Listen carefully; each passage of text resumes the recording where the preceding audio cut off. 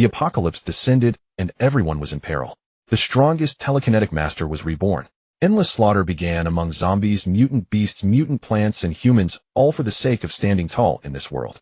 The sky was overcast, not a single ray of sunlight visible. The cold wind howled miserably across the land, sweeping over the endless hordes of zombies and mutant beasts. The zombies and mutant beasts remained distinct from each other, not intruding on one another, yet their targets were the same: to slaughter humans. This killing field was a vast survivor settlement, its earth-endued walls mostly collapsed. Everywhere were the cries of humans fleeing blindly among the ruins until they were tackled by zombies or caught in the jaws of some mutant beast. Lu Chi stood amidst the ruins, his clothes already tattered beyond recognition. His eyes stared vacantly ahead, completely unfocused. He was the captain of a hunting squad in this settlement. He wanted to protect his brothers and companions, but was powerless. Instead, they stood steadfastly in front of him, blocking wave after wave of zombies. He could only watch helplessly as his squad members fell around him one by one, dying in the most brutal ways. "Captain," a small, thin young man shouted to Lu Chi. He was Haozi the scout, the only remaining member of Lu Chi's squad. Facing Haozi's cry, Lu Chi remained unmoved. Just as Haozi was about to shout again, a mutated dragon horse charged over. He had no idea where it came from. It seemed to tear through the void. Before Haozi could react, he was instantly knocked into the air, and before he even landed, the dragon horse bit him in two, sending a rain of blood across the sky. Then the dragon horse bit Lu Chi as well, and without stopping it galloped away, leaving only a trail of blood behind. Endless pain swept through his body, and then Lu Chi fell into an abyss of darkness. After an unknown amount of time, perhaps 1,000 years, perhaps an instant, Lu Chi suddenly startled, lifting his head sharply from the desk in front of him. A bell rang in his ears. The class dismissal bell. Lu Chi looked around in confusion. Yes, it was a university classroom. It seemed class had just ended and classmates were heading out in 2s and 3s. Could it be that I have been reborn? Lu Chi gently shook his head, trying to organize his chaotic thoughts. He was still anguished over the deaths of his teammates. 3 years of companionship, 3 years of life and death camaraderie. A piercing pain stabbed his chest. But just then a sudden commotion arose around him. The few remaining students in the classroom curiously crowded toward the windows. The sunlight streaming through the window had suddenly grown much stronger and turned into an eerie purple, a color like sunlight passing through amethyst, beautiful, enchanting, and mesmerizing. Damn it! Lu Chi cursed softly. There was nothing left to think about. He had been reborn right at the moment the apocalypse broke out, without even a moment of preparation. The purple sunlight disappeared after just a dozen seconds. The students crowded at the windows chattered excitedly about the miracle they had just witnessed. That light was so beautiful. Did you all see it? A tall, slender girl said excitedly. Yes, it was truly a miracle. I think maybe aliens are coming. I tried to look at the sky, but the purple light was too dazzling. I couldn't see anything. Exactly. I wanted to take a photo and post it to Moments, but it was too short to capture. Huh, why do I suddenly feel so hot? A few girls gathered, chatting animatedly. Unbeknownst to them, all of them had been exposed to the purple light.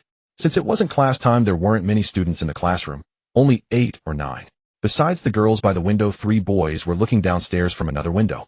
Without a doubt, those 3 had also been exposed to the purple light. Lu Chi sighed inwardly. These people were beyond saving.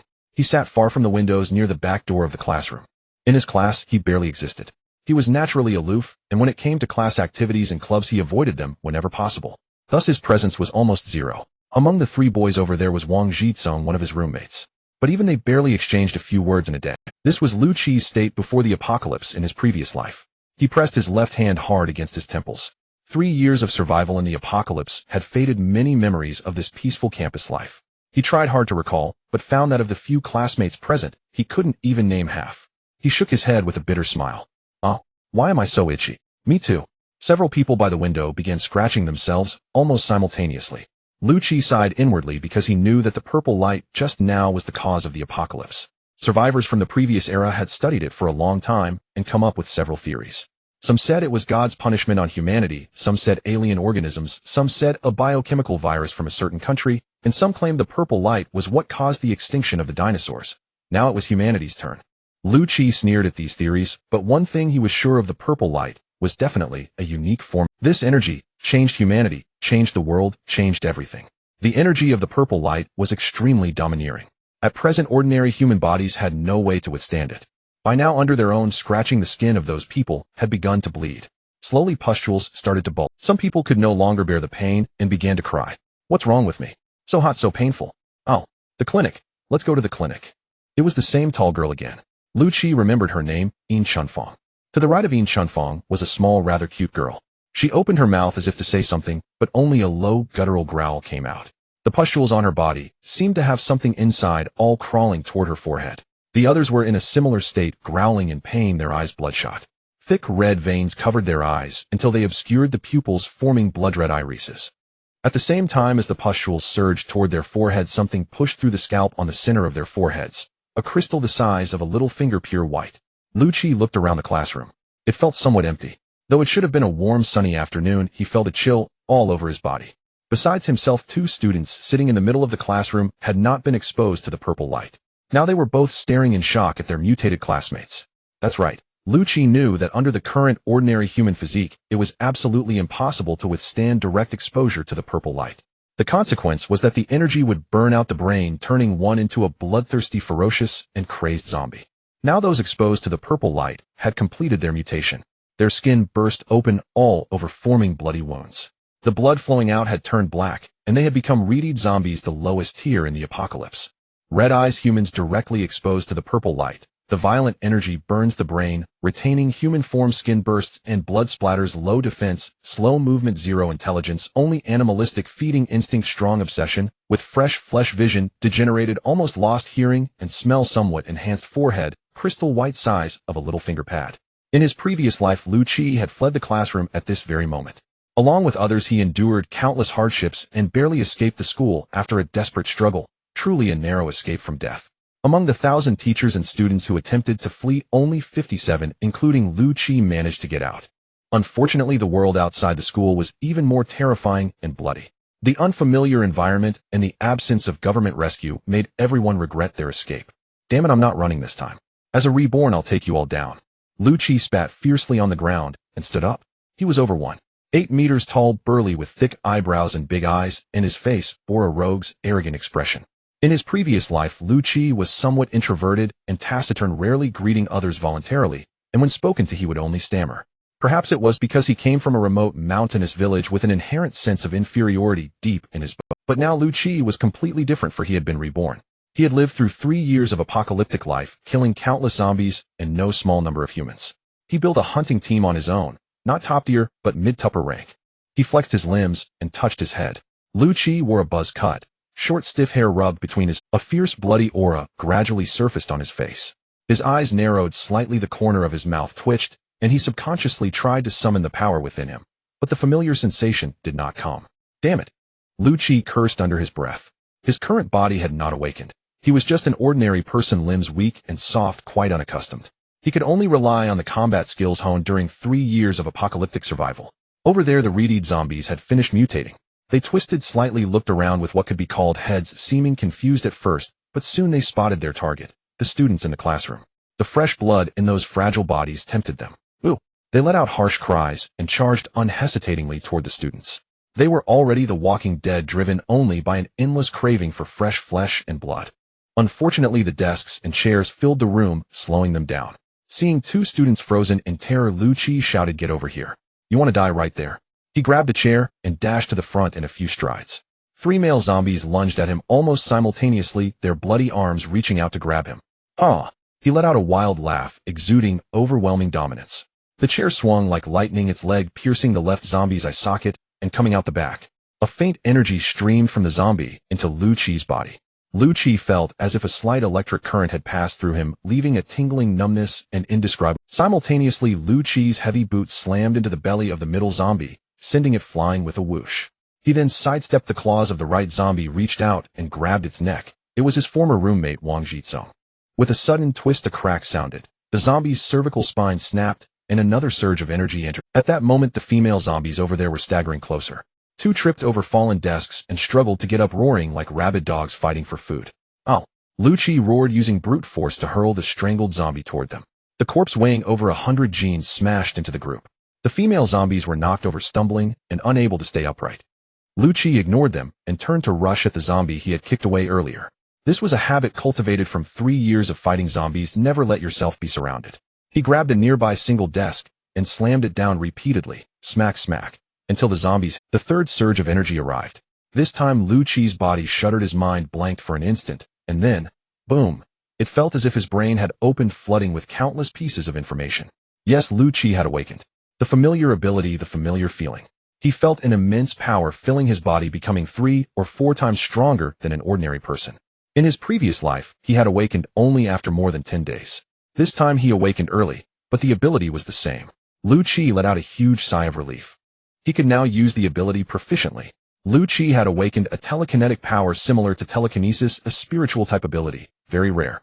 There were also physical type, magic type, summon type, creation type, deity type, transformation type, and many other abilities. Private space, a unique reward for awakening spiritual type abilities. Activation required 1 first-level crystal core. Even without any prompt, Lu Qi instinctively knew this upon awakening. There was no time to study this information. The blood-eyed zombie had already pounced. Its crimson eyes were right in front of him, and he could smell the thick stench of corpse odor from its mouth. Lu Qi expanded his telekinetic senses. The zombies' positions were clearly presented in his mind, including their movement trajectories. He knew it all. At the forefront was a tall zombie mutated from a girl named Yin Shunfang. Lu Qi's eyes sharpened. A desk between them flew up, abruptly smashing heavily onto the zombie's head, splitting it open with immense force. Xie Buotao was an ordinary college student. When the purple light came, he was looking down at his phone, chatting enthusiastically with his online lover. So when everyone rushed to the window, he didn't notice. He only realized something was wrong when those classmates began to mutate, and he was instantly petrified. This scene was far more horrifying than any heavy gore movie. One by one, the young and pretty female college students turned into ugly, bloody zombies in front of his eyes. Red eyes, cracked skin, protruding fangs, hair falling out covered in blood, as if they had been brutally mutilated. Lu Qi in the class seemed to shout something at him, but he didn't catch it. His mind was buzzing, his legs weak. He watched as Lu Qi rushed past, quickly taking down 3 zombies.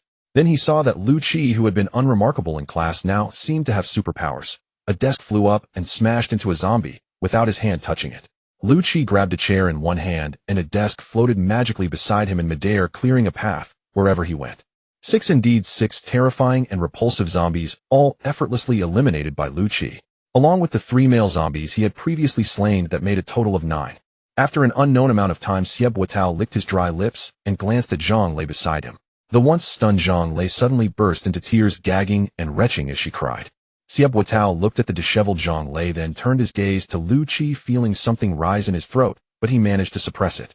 After killing all the zombies in the classroom, he stood there quietly, and Xie Buotao could not discern what Lu Qi was thinking. Zhang Lei seemed completely uncommunicative, and Lu Qi also appeared difficult to approach. Xie Buotao hesitated between the inability to communicate and the difficulty of communication, ultimately deciding to try to engage with the heart to approach Lu Qi. He slowly approached Lu Qi and gently called out Lu Qi, his tone cautious. Given Lu Qi's fierce prowess of killing 9, he couldn't afford to be careless. Although they were classmates, they had little rapport, and if he annoyed Lu Qi, it could mean his death in an instant. Lu Qi showed no response. Xie Buotao glanced at the chair still gripped in Lu Qi's hand, which was now completely twisted and deformed, smeared with red and white. Xie Buotao swallowed hard and licked his lips again. He simply did not have the courage to call out again. Outside the classroom, various cries and screams echoed. Without stepping out, Xie Buotao could already imagine the dire situation outside. Hey Lu Qi! Xie Buotao raised his voice and called again. What? This time Lu Qi finally reacted. Oh, you called me. What is it? To Xie Buotao's surprise, a hint of a smile appeared on Lu Qi's face. What is going on? Xie Buotao, he stammered, feeling that something was amiss.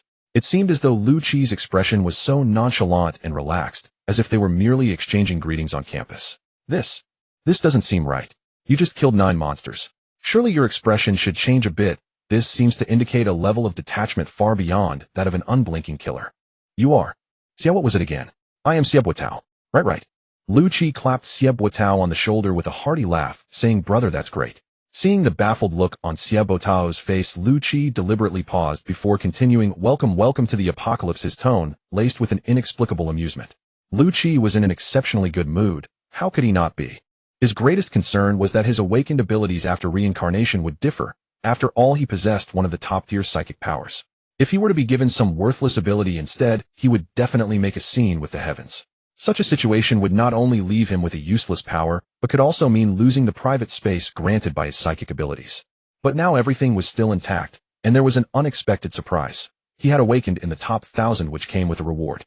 Although he did not know what it was, considering the millions, tens of millions, or even hundreds of millions of awakened individuals worldwide, Lu Qi firmly believed that the reward lying in his private space must be exceptional. This was far better than his past life where he had to toil for days after the apocalypse to kill just 3 zombies and received no rewards at all. In a jovial mood, he found Sieb Watao much more agreeable. Watao, how about helping your brother out? Lu Qi said with a smile, looking at Sieb Watao, as if he were a grand eagle staring at a plump chicken. Oh, big brother, yes, you are my big brother now. Oh, I will do whatever you say. Lu Qi handed him a tool, and Sieb Watao quickly complied and crawled along, doing so quite smoothly. Whether or not the end of the world had arrived was still uncertain, but Lu Qi was definitely a formidable person, and his level of prowess was unfathomable. He was certain that such a person was someone he should never offend, no matter how foolish he might be. He definitely needed to curry favor. This was called hugging the thigh. Do you see the crystal cores on the foreheads of the zombies I killed? Lu Qi pointed to the ground. The white one. Yes. I see it. What about it? Sieb Watao replied repeatedly, but his gaze wandered, not daring to look down. Could you help me dig them out? How about that? Lu Qi asked. What, big brother, you are my real big brother. This might not be possible, right? Sieb Watao was taken aback. The scene was gruesome, like a slaughterhouse littered with limbs and intestines. Just the sight made him want to vomit, let alone actually approaching. What, you don't want to go? Lu Qi's expression suddenly turned cold as he took a large step forward, the warmth of spring instantly transforming into a murderous blade. His robust frame loomed over Sieb Watao like a small mountain, his intense gaze fixed on him, filled with a palpable aura of death. Sieb Watao was sweating profusely, feeling as though Lu Qi was about to kill him. The air was thick with Lu Qi's murderous intent, leaving him gasping for breath. As a university student from peaceful times, he had never experienced such a sense of impending death so closely. For the first time in his life, he felt death was so near, so tangible. He firmly believed that Lu Qi could kill him with just a glance. Just as Sieb Watao felt his legs weakening and about to collapse to the ground, Lu Qi stepped back, turning to leave, casually tossing over his shoulder, "Whether you go to collect the crystal cores is up to you." Zhang Lei watched as Lu Qi ambled out of the classroom, not even glancing at her as he passed by. Feeling inexplicably wronged, her cries grew louder. I'm dead, am I dead? No, I'm not dead, haha. Sieb Watao muttered to himself, sounding a bit delirious. The apocalypse, damn the apocalypse. Everything before him caused Lu Qi, who had survived for 3 years in the apocalypse, to curse fiercely. The long corridor was surprisingly devoid of any wandering zombies. There were more than 20 male and female zombies scattered into 6 or 7 groups, each with a mangled corpse torn apart. No wonder it had quieted down significantly. The cries had diminished a lot. Those who could run had fled, while those who couldn't face their grim fate. The 20 or so readied zombies before Lu Qi were not much of a threat, but he had just killed 9 in the classroom, which had drained some of his stamina. Given his recently awakened physique, he felt uncertain about his ability to kill all the zombies without sustaining even a scratch. Even a minor injury from a zombie's claw could lead him to become one of them in less than 10 minutes. The geographical location of the classroom Lu Qi exited was quite good. It was on the east side of the 3rd floor, right next to the stairs. After checking the stairs up and down, Lu Qi saw no zombies. Since there were none on the stairs, the task became simple. He just needed to kill his way through. It must be said that the newly mutated blood-eyed zombies were indeed easy to kill. Their bodies were riddled with wounds and offered little defense, moving at the level of an ordinary person. Zombies were continuously evolving. Soon, there would be no zombies as easy to kill as these. Lu Qi fully understood this, so he must utilize his currently limited physical strength and abilities to hunt as many zombies as possible. After all, he has a private space waiting for him, thus his primary task now is to collect 100 crystal cores. Still too weak. Lu Qi was quite dissatisfied, but it was not a problem as he could level up. Each upgrade would greatly enhance his physical constitution and the power of his abilities. There are 2 ways to level up: first, by killing zombies to obtain the energy that dissipates from their bodies upon death. The second method involves the crystal cores on the foreheads of those zombies, but this comes with many restrictions. An awakened individual can absorb a maximum of 10 crystal cores per day, any more would have no effect. Moreover, once Lu Qi advances to level 2 and becomes a level 2 awakener, he will no longer be able to absorb these level 1 white crystal cores, needing to absorb level 2 cores instead. At that time, even if he forcefully absorbed a level 1 crystal core, it would have no effect and would be a waste. The apocalypse has just begun, and the zombies have only recently mutated. After some time, these readied zombies will undergo various evolutions, making it impossible to kill zombies as easily as now. Lu Qi deliberately tapped the wall lightly with a chair, and the 3 zombies that were ravenously devouring food immediately turned their heads and charged towards him. Lu Qi slowly stepped back, trying to create distance and avoid alarming the second group of zombies nearby. His plan was very successful. After killing these 3 zombies, he used his telekinesis to extract the crystal cores.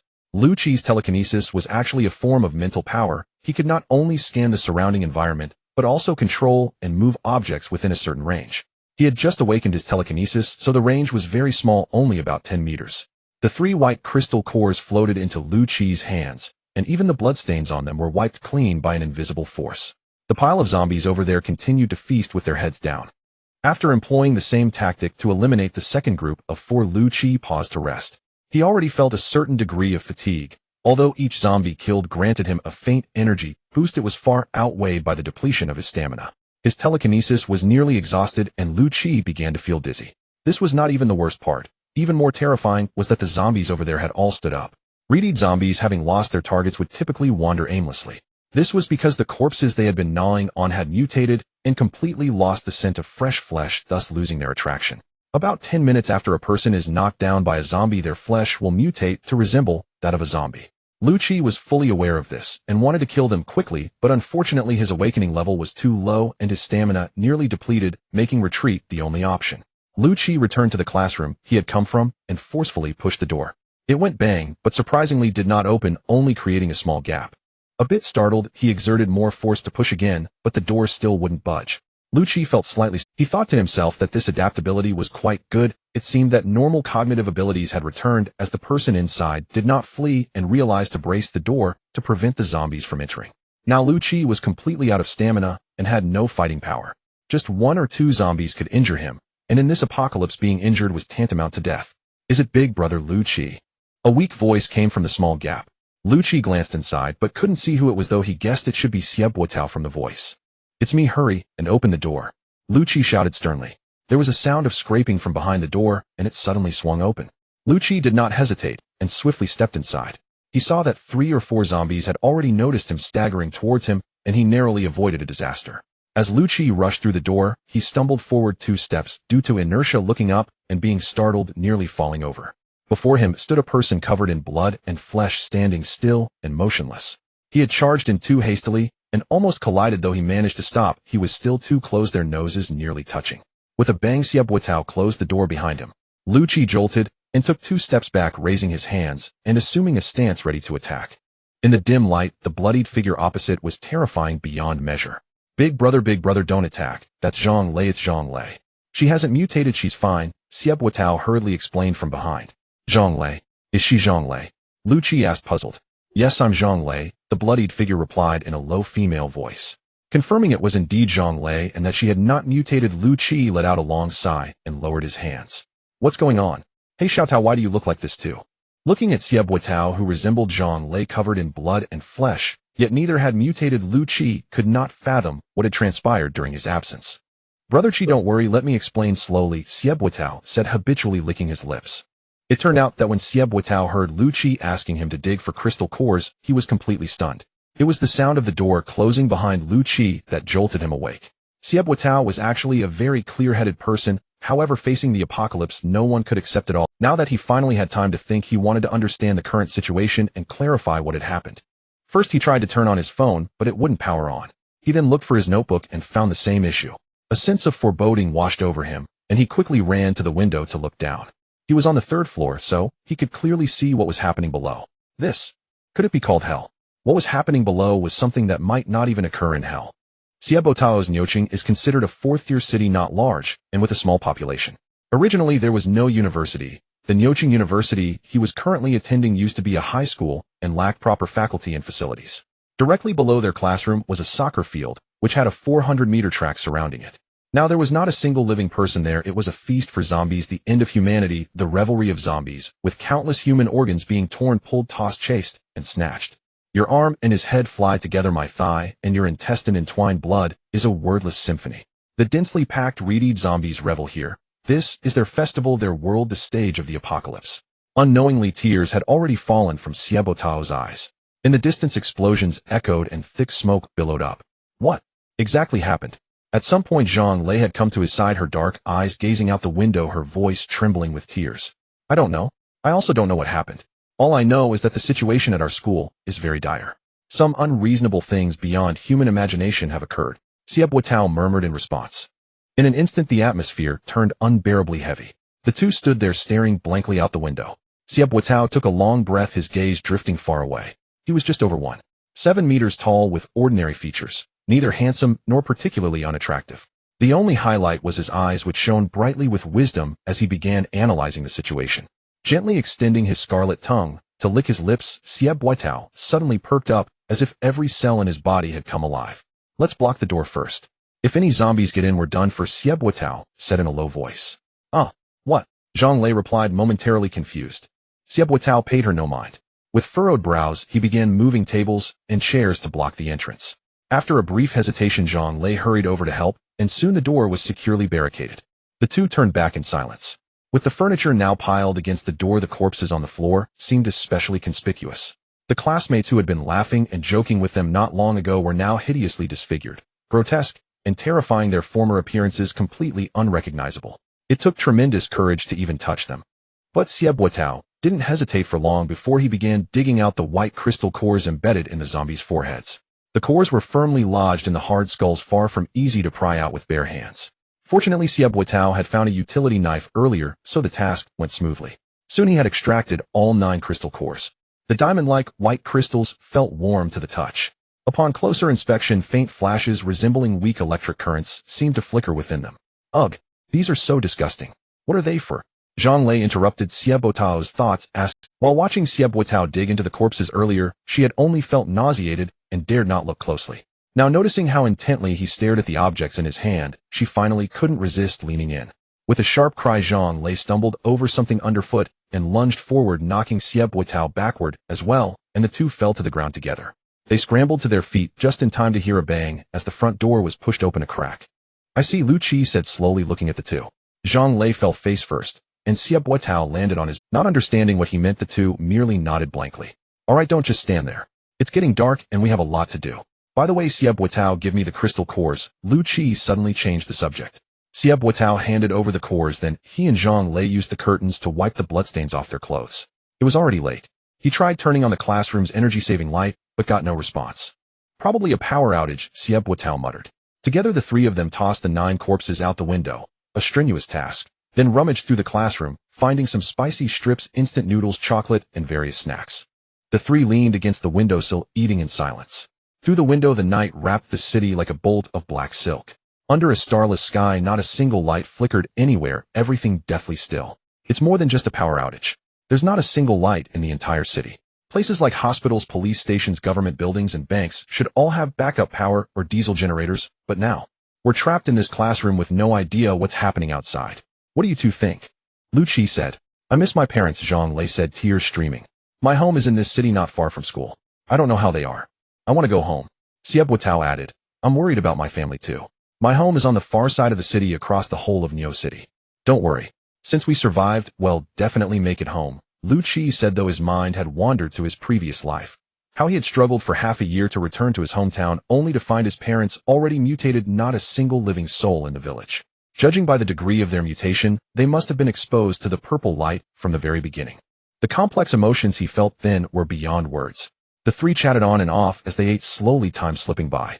Accustomed to their phones, none of them wore watches, so they had no idea what time it was.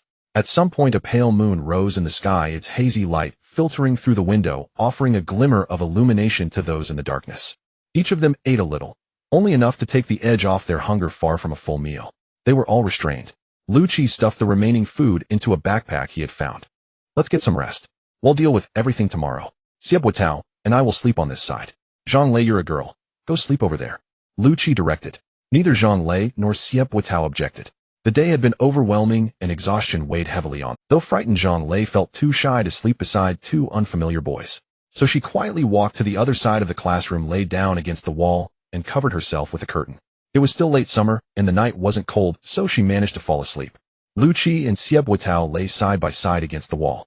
Brother Qi, you're so capable. Can you teach me, eh? Sieb Waitao whispered, unable to sleep. So, Brother Qi, what do you need those white stones from the zombies' foreheads for? I'm tired. Let's talk tomorrow. Lu Qi turned over, presenting his back to Sieb Waitao. Seeing Lu Qi's response, Sieb Waitao wisely shut up. But whenever he closed his eyes, the bloody, mutilated zombies lunged at him, jolting him awake in terror. Sleep was impossible. Lu Qi, on the other hand, paid no attention to Sieb Waitao's tossing and turning. He had too many things to think about. Memories from his past life surfaced one by one. Where were his team members now? They had banded together in a safe zone because of compatible temperaments referring to each other by nicknames. He had rarely spoken of his own background, so now he had no clue where they might be. Even if he wanted to find them, he had no leads. What had happened today was for Lu Qi a memory from 3 years ago.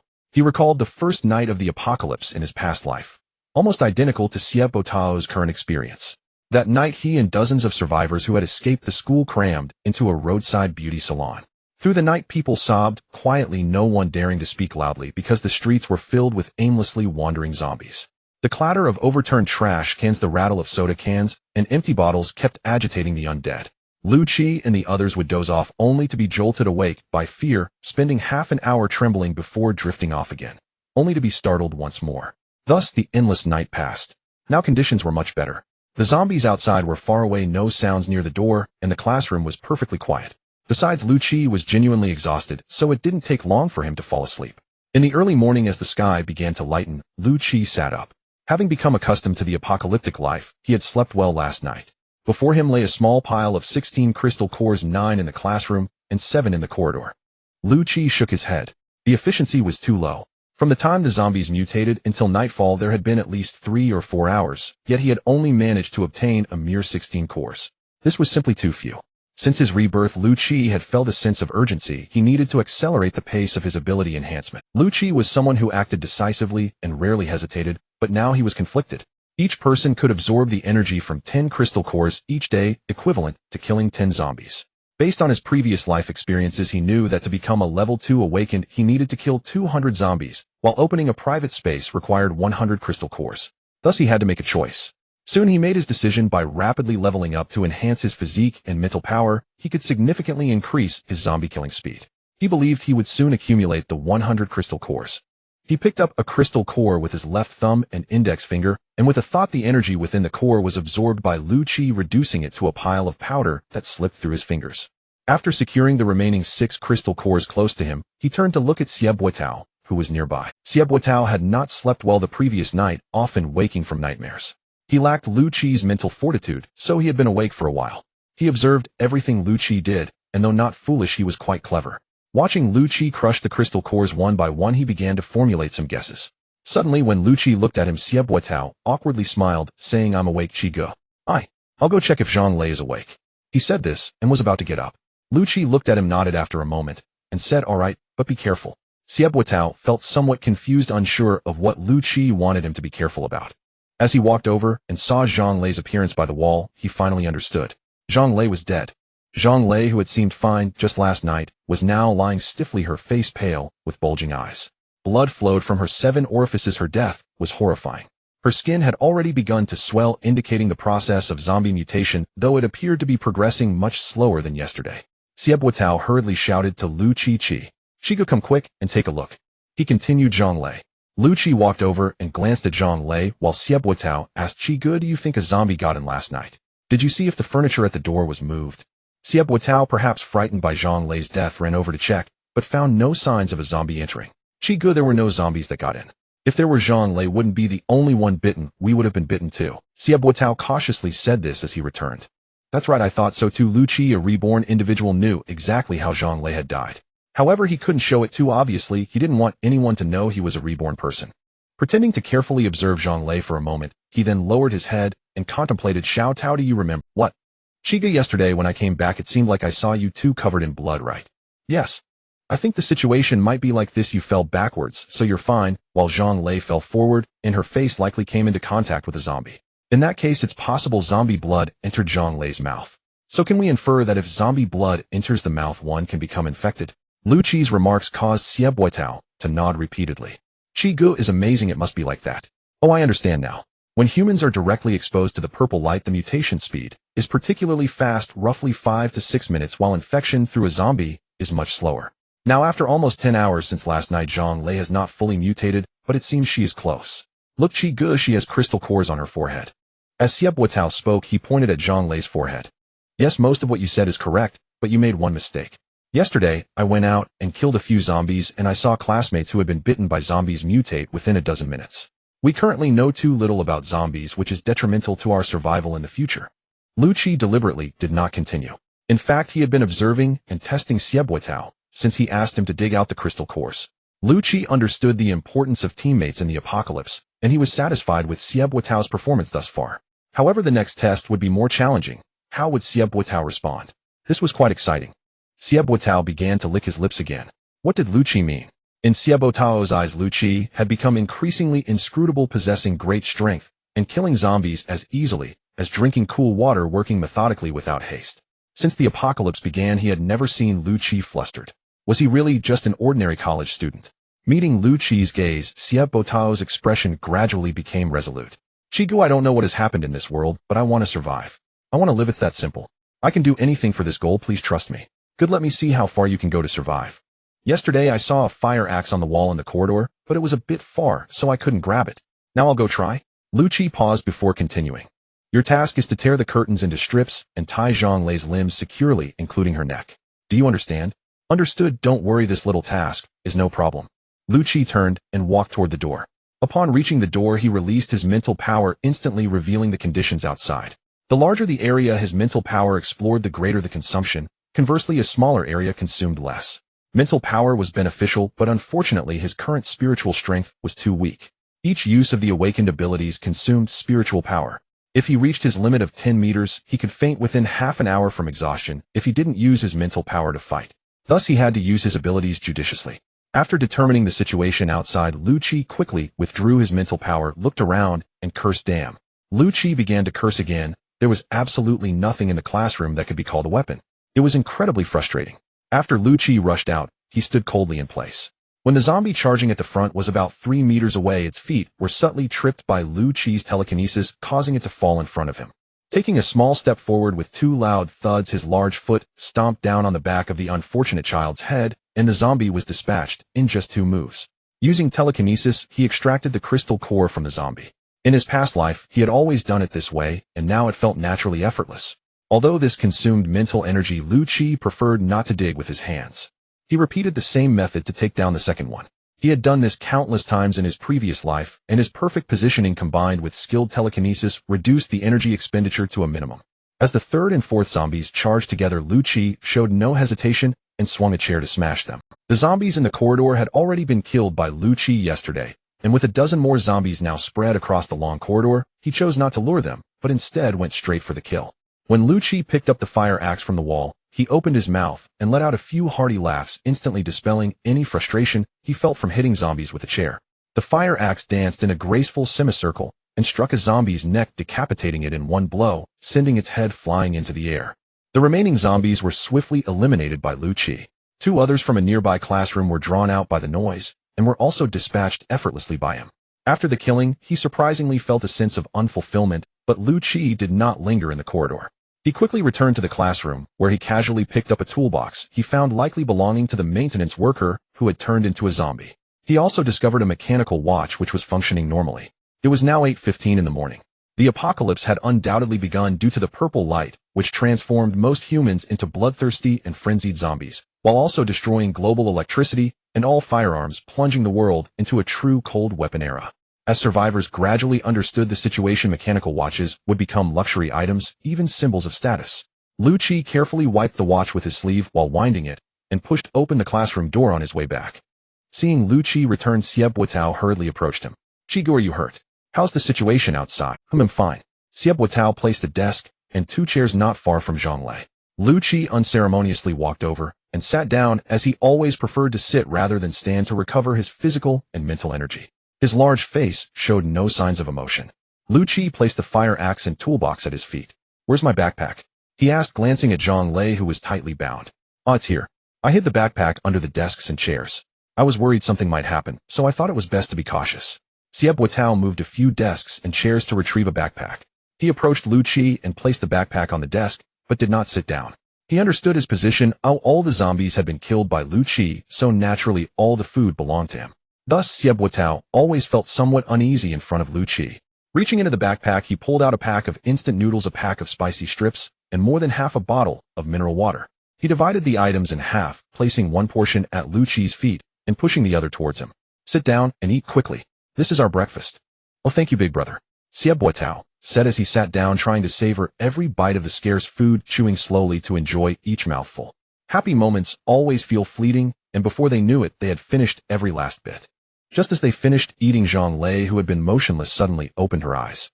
Seeing the two in front of her, her blood-red eyes immediately began to struggle frantically, and her bloodthirsty and violent gaze sent chills down Xie Botao's spine. Lu Qi's expression remained cold as he kicked the toolbox at his feet towards Xie Botao, signaling him. Seeing Lu Qi's signal, Xie Botao opened the toolbox and discovered a hammer, a large wrench, and a screwdriver inside. The rest were just some useless screws and fittings. Go kill it. This is your first step to survival.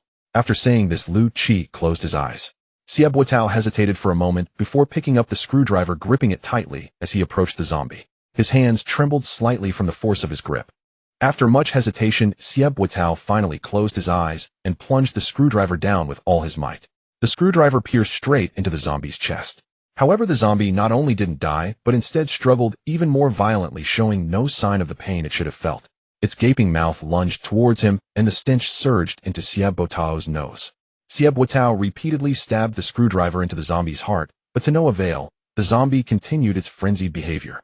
He paused for a moment, staring at the zombie's grotesque and terrifying face, and suddenly thrust the screwdriver into its mouth. All of the zombie's movements halted immediately, and its body slowly went limp. Taking advantage of this, Xie Botao pulled out the screwdriver, but a surge of energy rushed into his body, though he was too tense to notice.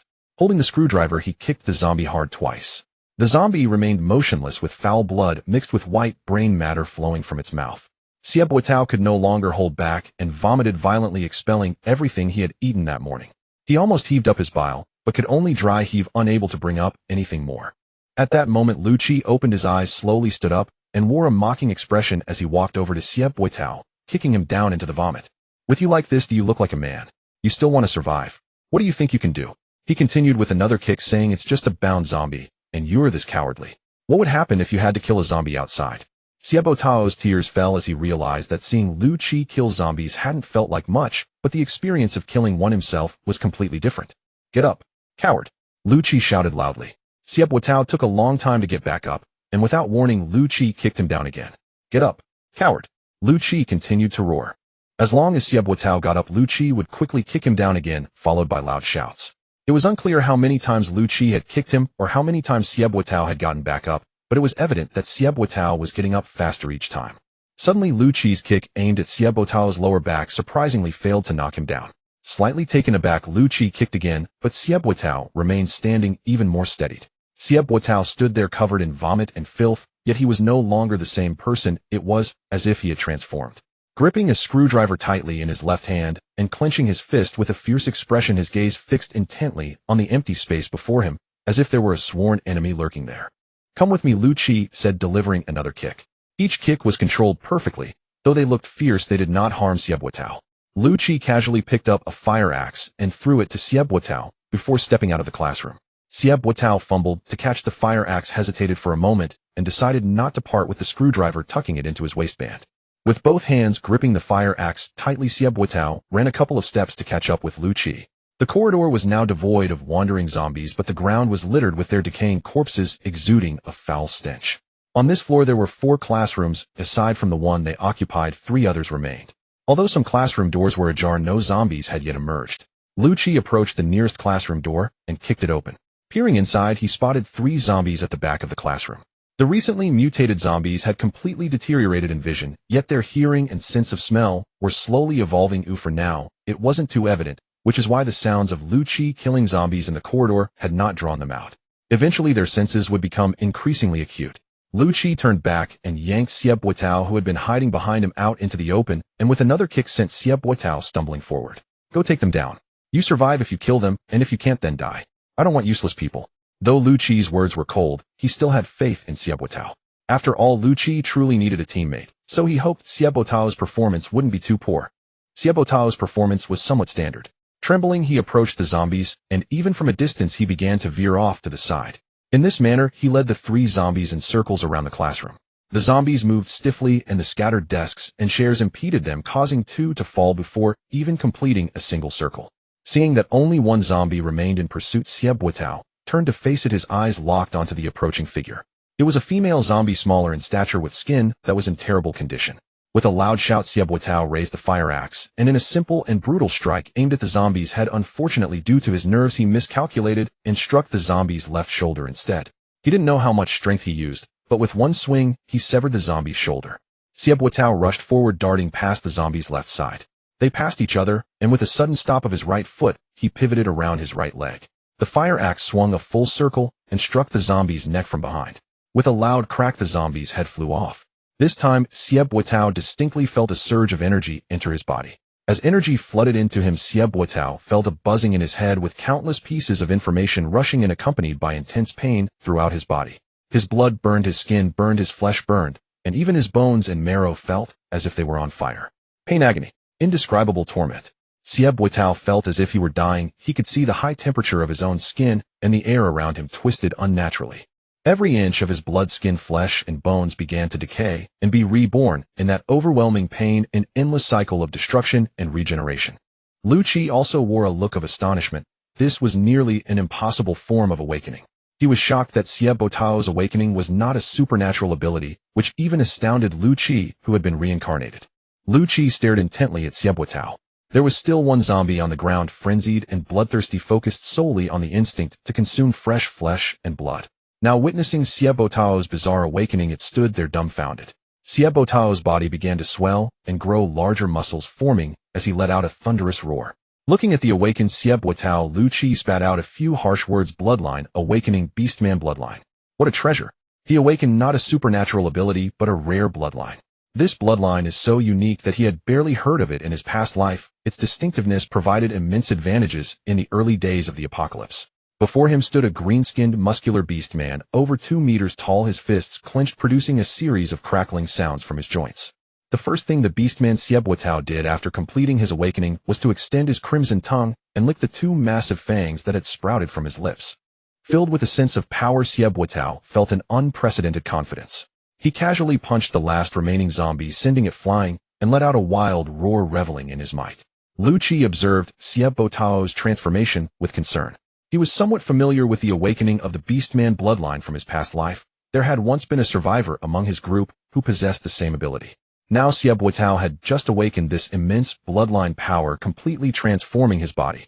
His DNA was shattered and reorganized, granting him tremendous strength, while also affecting his clarity of mind, leaving him in a daze. Under the immense pain, Xiaobuotao finally swung his fists around, feeling as if each punch alleviated some of his inner suffering. Watching Xiaobuotao thrash about in the classroom, Lu Qi felt frustrated. He actually had 2 choices. The first was to do nothing and wait for Xiaobuotao to vent his frustrations, but with the noise he was making, who knew how many zombies would be attracted? The second choice was to knock him out for a nap, which would resolve the issue. Seeing Xiaobuotao getting wilder and louder, Lu Qi decided to take action.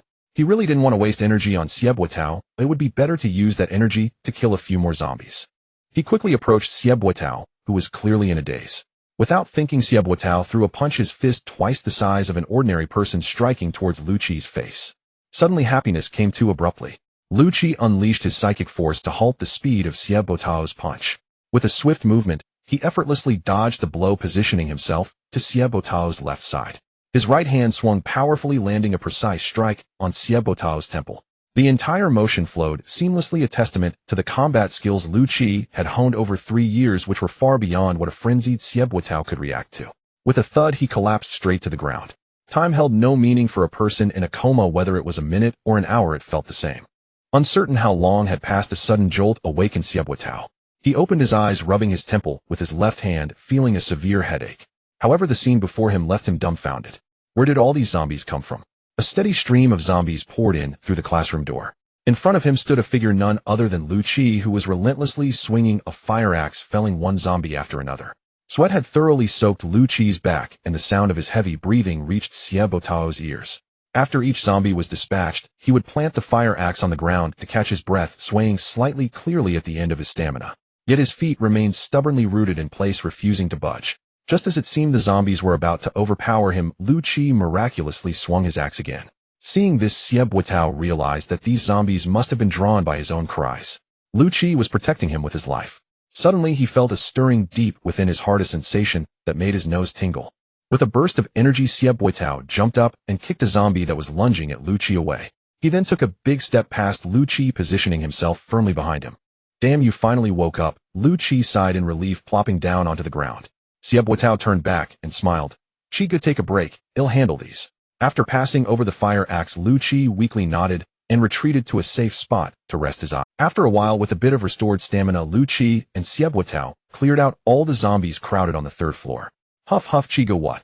What happened to me? Why have I turned into this?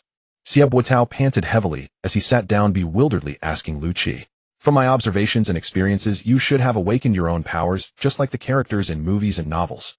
Lu Chi paused for a moment after taking out a sausage and handing it to Xie Buotao.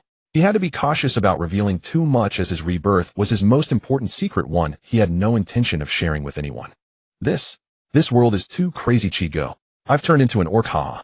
Let's go, let's kill some zombies. Xie Buotao showed no concern for his orc appearance. Instead, he seemed eager. He stuffed the remaining sausage into his mouth, then roughly tidied up and headed outside. Seeing this, Lu Chi couldn't help but chuckle. Orcs indeed had a lot of energy. He stood up and followed him out. At 3 o'clock in the afternoon, standing at the stairway on the 6th floor, Lu Chi glanced at the mechanical watch on his wrist. This was the top floor. Earlier that morning, Lu Chi and Xie Buotao had already cleared the zombies from the 3rd, 4th, and 5th floors. Lu Chi weighed the fire axe in his hand, glancing at Xie Buotao, standing beside him, who was taller than him with arms thicker than his thighs. His tusks protruded beyond his mouth, and his skin was a grass-green hue, muscles bulging, showcasing strength and ferocity. He bore 2 3-meter-long pipes on his shoulders, tightly bound together with wire, one end adorned with various iron fittings, hammers, and wrenches, all firmly bound into an iron ball the size of a human head. Just one look made it clear that this was a formidable weapon. In contrast, Lu Chi stood there nonchalantly, embodying the killing aura he had cultivated over 3 years, which formed a unique charm that lent his otherwise ordinary face a distinctive allure, a charm that spoke of relentless slaughter. Lu Chi unleashed his psychic power fully. The walls posed no barrier to his ability. The situation on the 6th floor unfolded vividly in his mind, from the distribution of zombies to the classroom where edible snacks were located. Under the probe of his psychic ability, everything was clear as day. This was the incredible advantage of a psychic ability akin to having a cheat code. Let's get started. There aren't many zombies, and there's a surprise in the restroom ahead, Lu Chi said, his ordinary words carrying an air of authority. Yes, Chi, go, what is that surprise? Xie Buotao inquired. If I say it's a surprise, how could I tell you? If you want to know, hurry up and kill the zombies. Lu Chi rolled his eyes, and after saying this, charged ahead to slay the zombies. Perhaps due to everyone rushing outside when the apocalypse began, there were noticeably fewer zombies on the 6th floor. With Lu Chi wielding the fire axe, and Xie Buotao's formidable weapon, the slaughter was incredibly effortless. Xie Buotao's brutal charges were equally impressive. In the hallway, a single charge sent all the zombies within reach flying, leaving hardly any able to rise again. At the entrance of the 6th floor restroom lay a corpse utterly mangled by the zombies feasting, with even its brain matter gone, preventing it from transforming into a zombie. Curious about the surprise inside, Xie Buotao swung his weapon, sending the corpse on the ground flying to the side. He reached out to pull open the door and peered inside, only to be stunned at first glance as happiness came too suddenly. Lu Chi, following behind, couldn't help but laugh at Xie Buotao's reaction. He reached out to nudge and guide the orc's robust body aside with a single motion, revealing a simple yet intricate combat technique, causing Xie Buotao to stagger to one side. Lu Chi took 2 steps forward unhurried.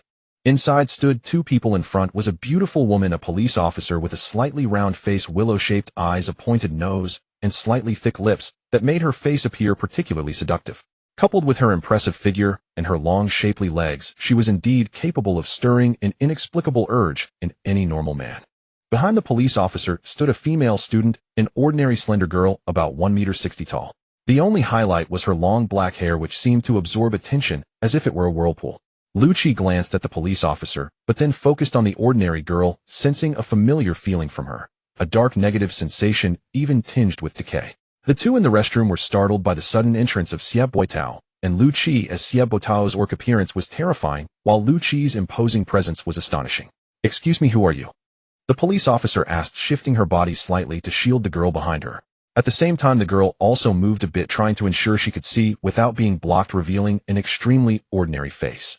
Her eyes were fixed intently on Lu Chi with an inexplicable fervor shining from the depths of her gaze, completely ignoring the menacing orc Xie Buotao. I am Lu Chi and he is Xie Buotao. Are you really a police officer? How could there be police at our school? Lu Chi did not answer the question, but instead retorted to the female officer.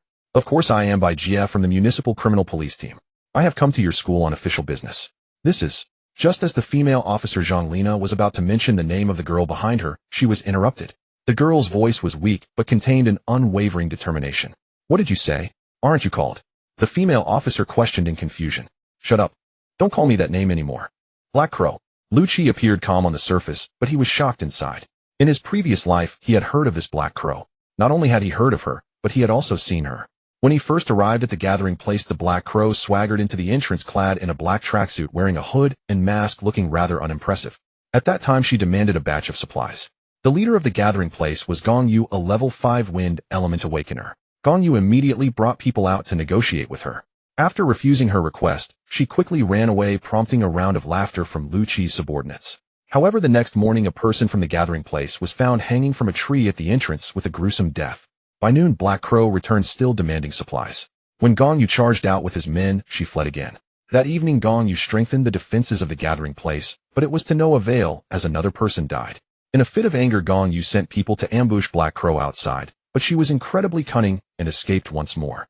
After several confrontations, the matter ultimately ended with Gong Yu conceding supplies, leaving a lingering pain in his heart.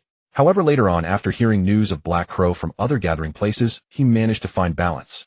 Black Crow, ruthless in her methods, mysterious in her actions, cunning in her intellect, did as she pleased. Thinking about the past life's evaluations of Black Crow, while looking at the ordinary girl in front of him, Lucci gradually began to overlap the image of the girl with that of Black Crow from his previous life, and he was almost certain that they were the same person. Black Crow, you were so arrogant in your last life, oh, in this life, I will make you bow your head and submit. I am a police officer. Please tell me about the situation outside. Rest assured I will protect you. No matter the circumstances, you must trust your police and your government. Bai Jie said with righteous indignation, but it only elicited a light laugh from Lucci. Hey, the situation outside doesn't require me to tell you. Oh, just go out and see for yourselves, won't you? How long have you been here? You don't even dare to step outside, yet you claim you will protect us. The government. How long has it been since something happened? Where is the government? Have you seen them? I haven't seen them at all, Lucci said, his tone laced with mockery. I want to go out. Stop blocking me. Black Crow said as she walked outside. No, it's too dangerous out there. I can't protect you. You're still... Bai Jie blocked her way. If you protect me. Ridiculous. I don't need your protection. The outside world has already become like this, and your gun has mysteriously vanished. You should just fend for yourself. After saying that, Black Crow walked past Lucci and Xieboutao towards the exit. Be careful. When Black Crow reached Xieboutao's side, Bai Jie shouted nervously. Xieboutao's beastly appearance was too terrifying. If he had any ill intentions, the consequences would be unimaginable. Hearing her shout, Black Crow showed no reaction, but Xieboutao grinned widely, revealing his 2 massive fangs. Haha, don't worry, I'm also a student at this school. I'm a good person. Even so, Bai Jie remained uneasy and nervously followed Black Crow outside. As soon as they stepped outside, the two were stunned by the violent and bloody scene.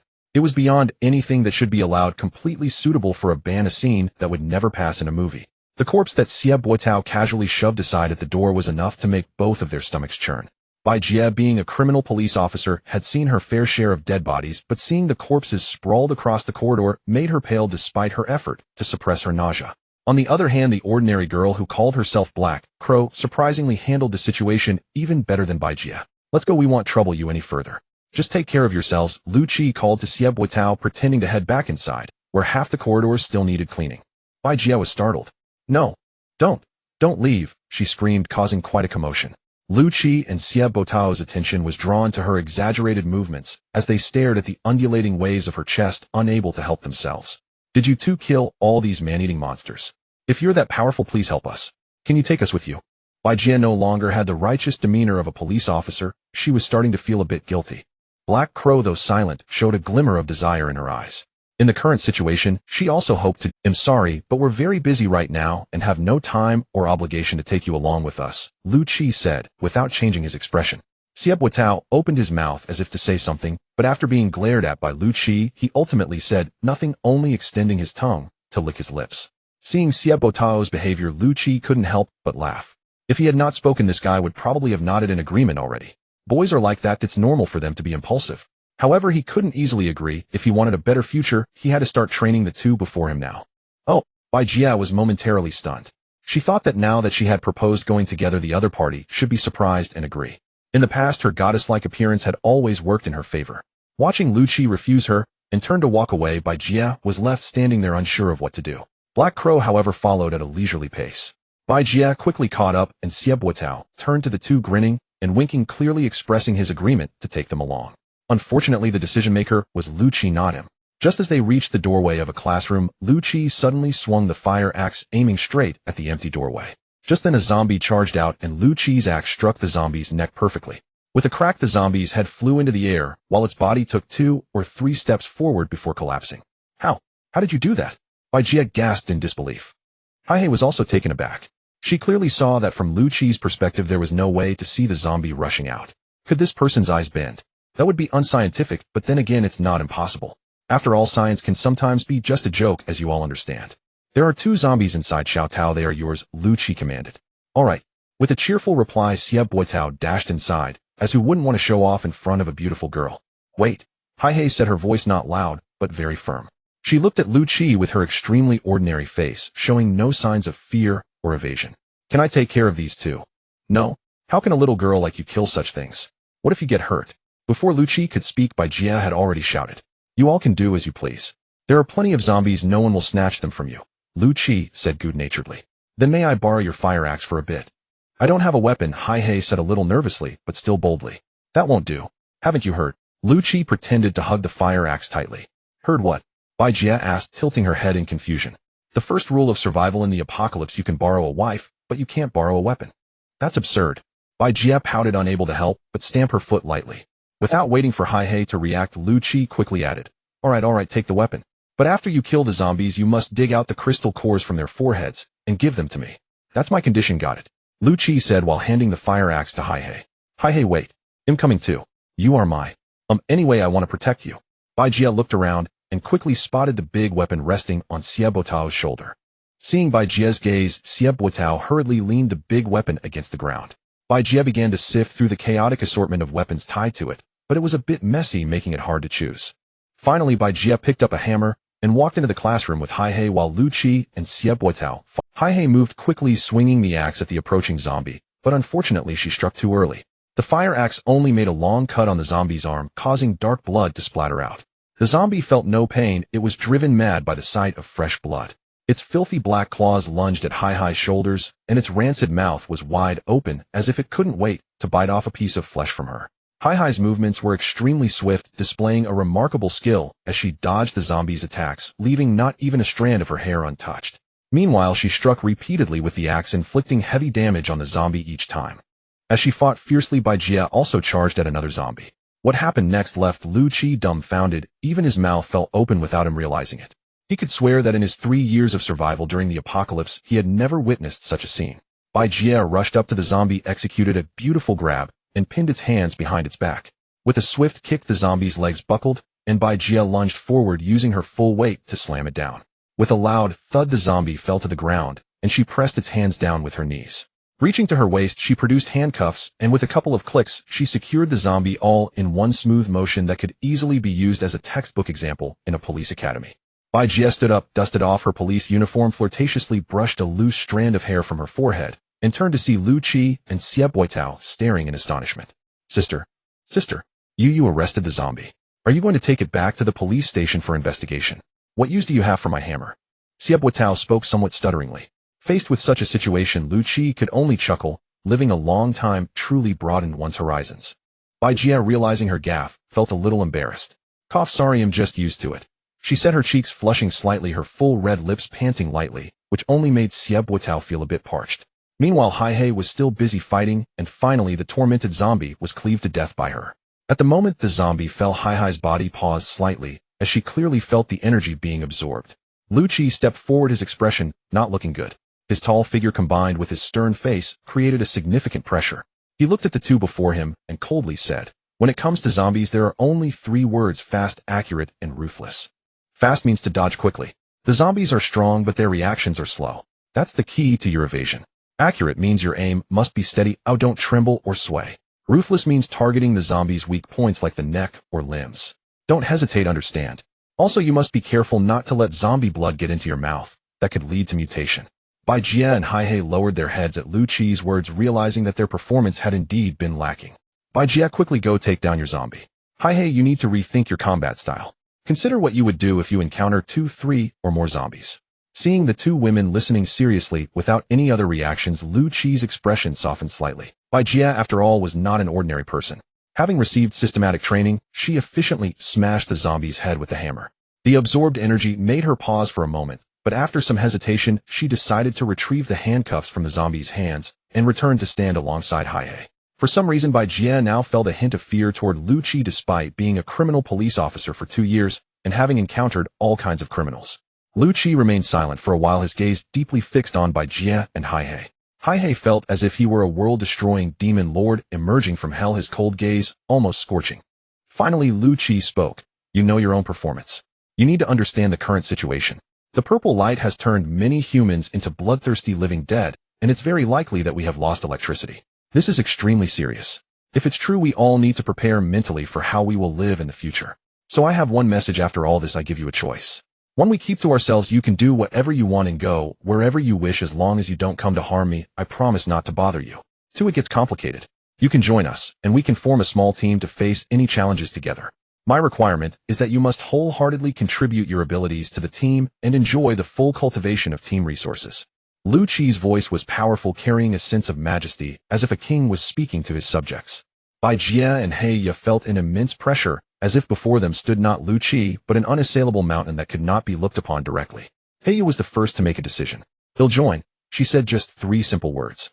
Then with a wooden expression, she handed a crystal core to Lu Qi and naturally walked to his other side, flanking him along with Xie Buitao, one on each side. I am a civil servant, a people's police officer. I still have my parents. In this situation, I should immediately report to the police station, follow the organization's orders, and rescue the civilians. We have the nation, we have the military, we will surely be saved. Bai Jie's voice grew softer and softer until even she might not have known what she was saying. Lu Qi fixed a sharp gaze upon her. Bai Jie felt his stare like 2 piercing blades. So what is your decision? Lu Qi asked. You'll join too. But if one day I'm called upon by government forces, I will leave. Is that acceptable? Bai Jie finally answered in a low voice, then silently handed over her crystal core. Of course, he replied. I also hope that military forces will come to rescue us. Enough of that. For now, our goal is to save ourselves, kill zombies, gather food, and find weapons. Let's move, Lu Qi said, and everyone began to stir. After searching this classroom, they only found some snacks. These would suffice for a short while, but definitely not in the long term. In the next classroom, there were 3 zombies. Lu Qi held several 1 yuan coins in his hand, or he had found quite a few of them.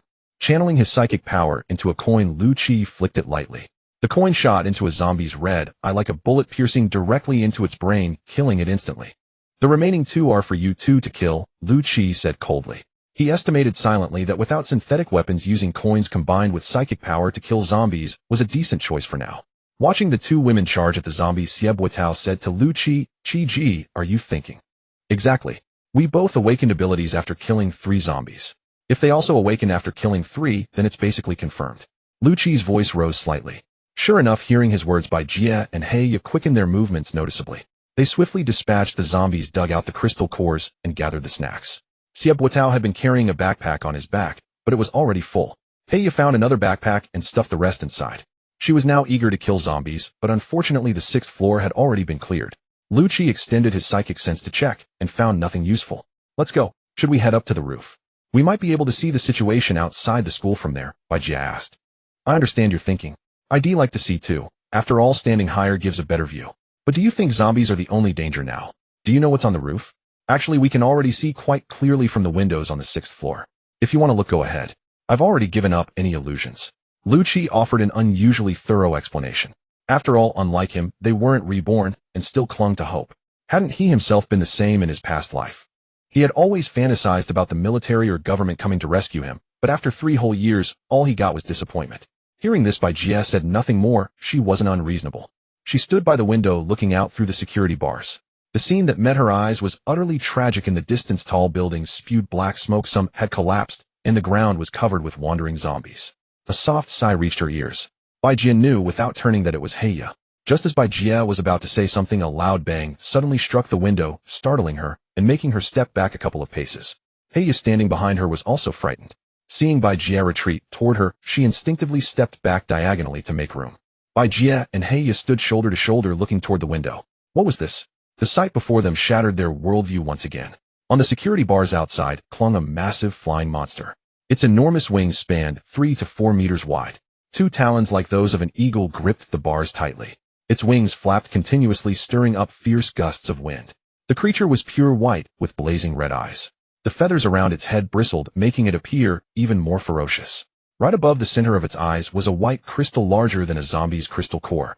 Its long bird-like beak curved downward. The security bars welded from thumb-thick rebar rattled loudly as the beast pulled at them, loosening significantly. It seemed they wouldn't hold much longer. Compared to Bai Jia and He Ya's alarm, Lu Qi was far calmer. He immediately recognized the creature as a mutated white pigeon, so instead of fear, he felt delight.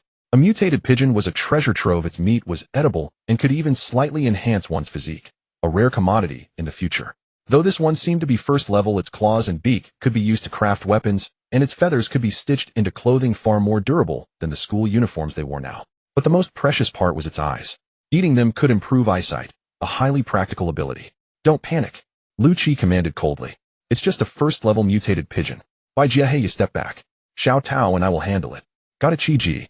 This is a pigeon. Damn, it's huge. Almost the size of an ostrich. Xie Buotao said as he approached the window.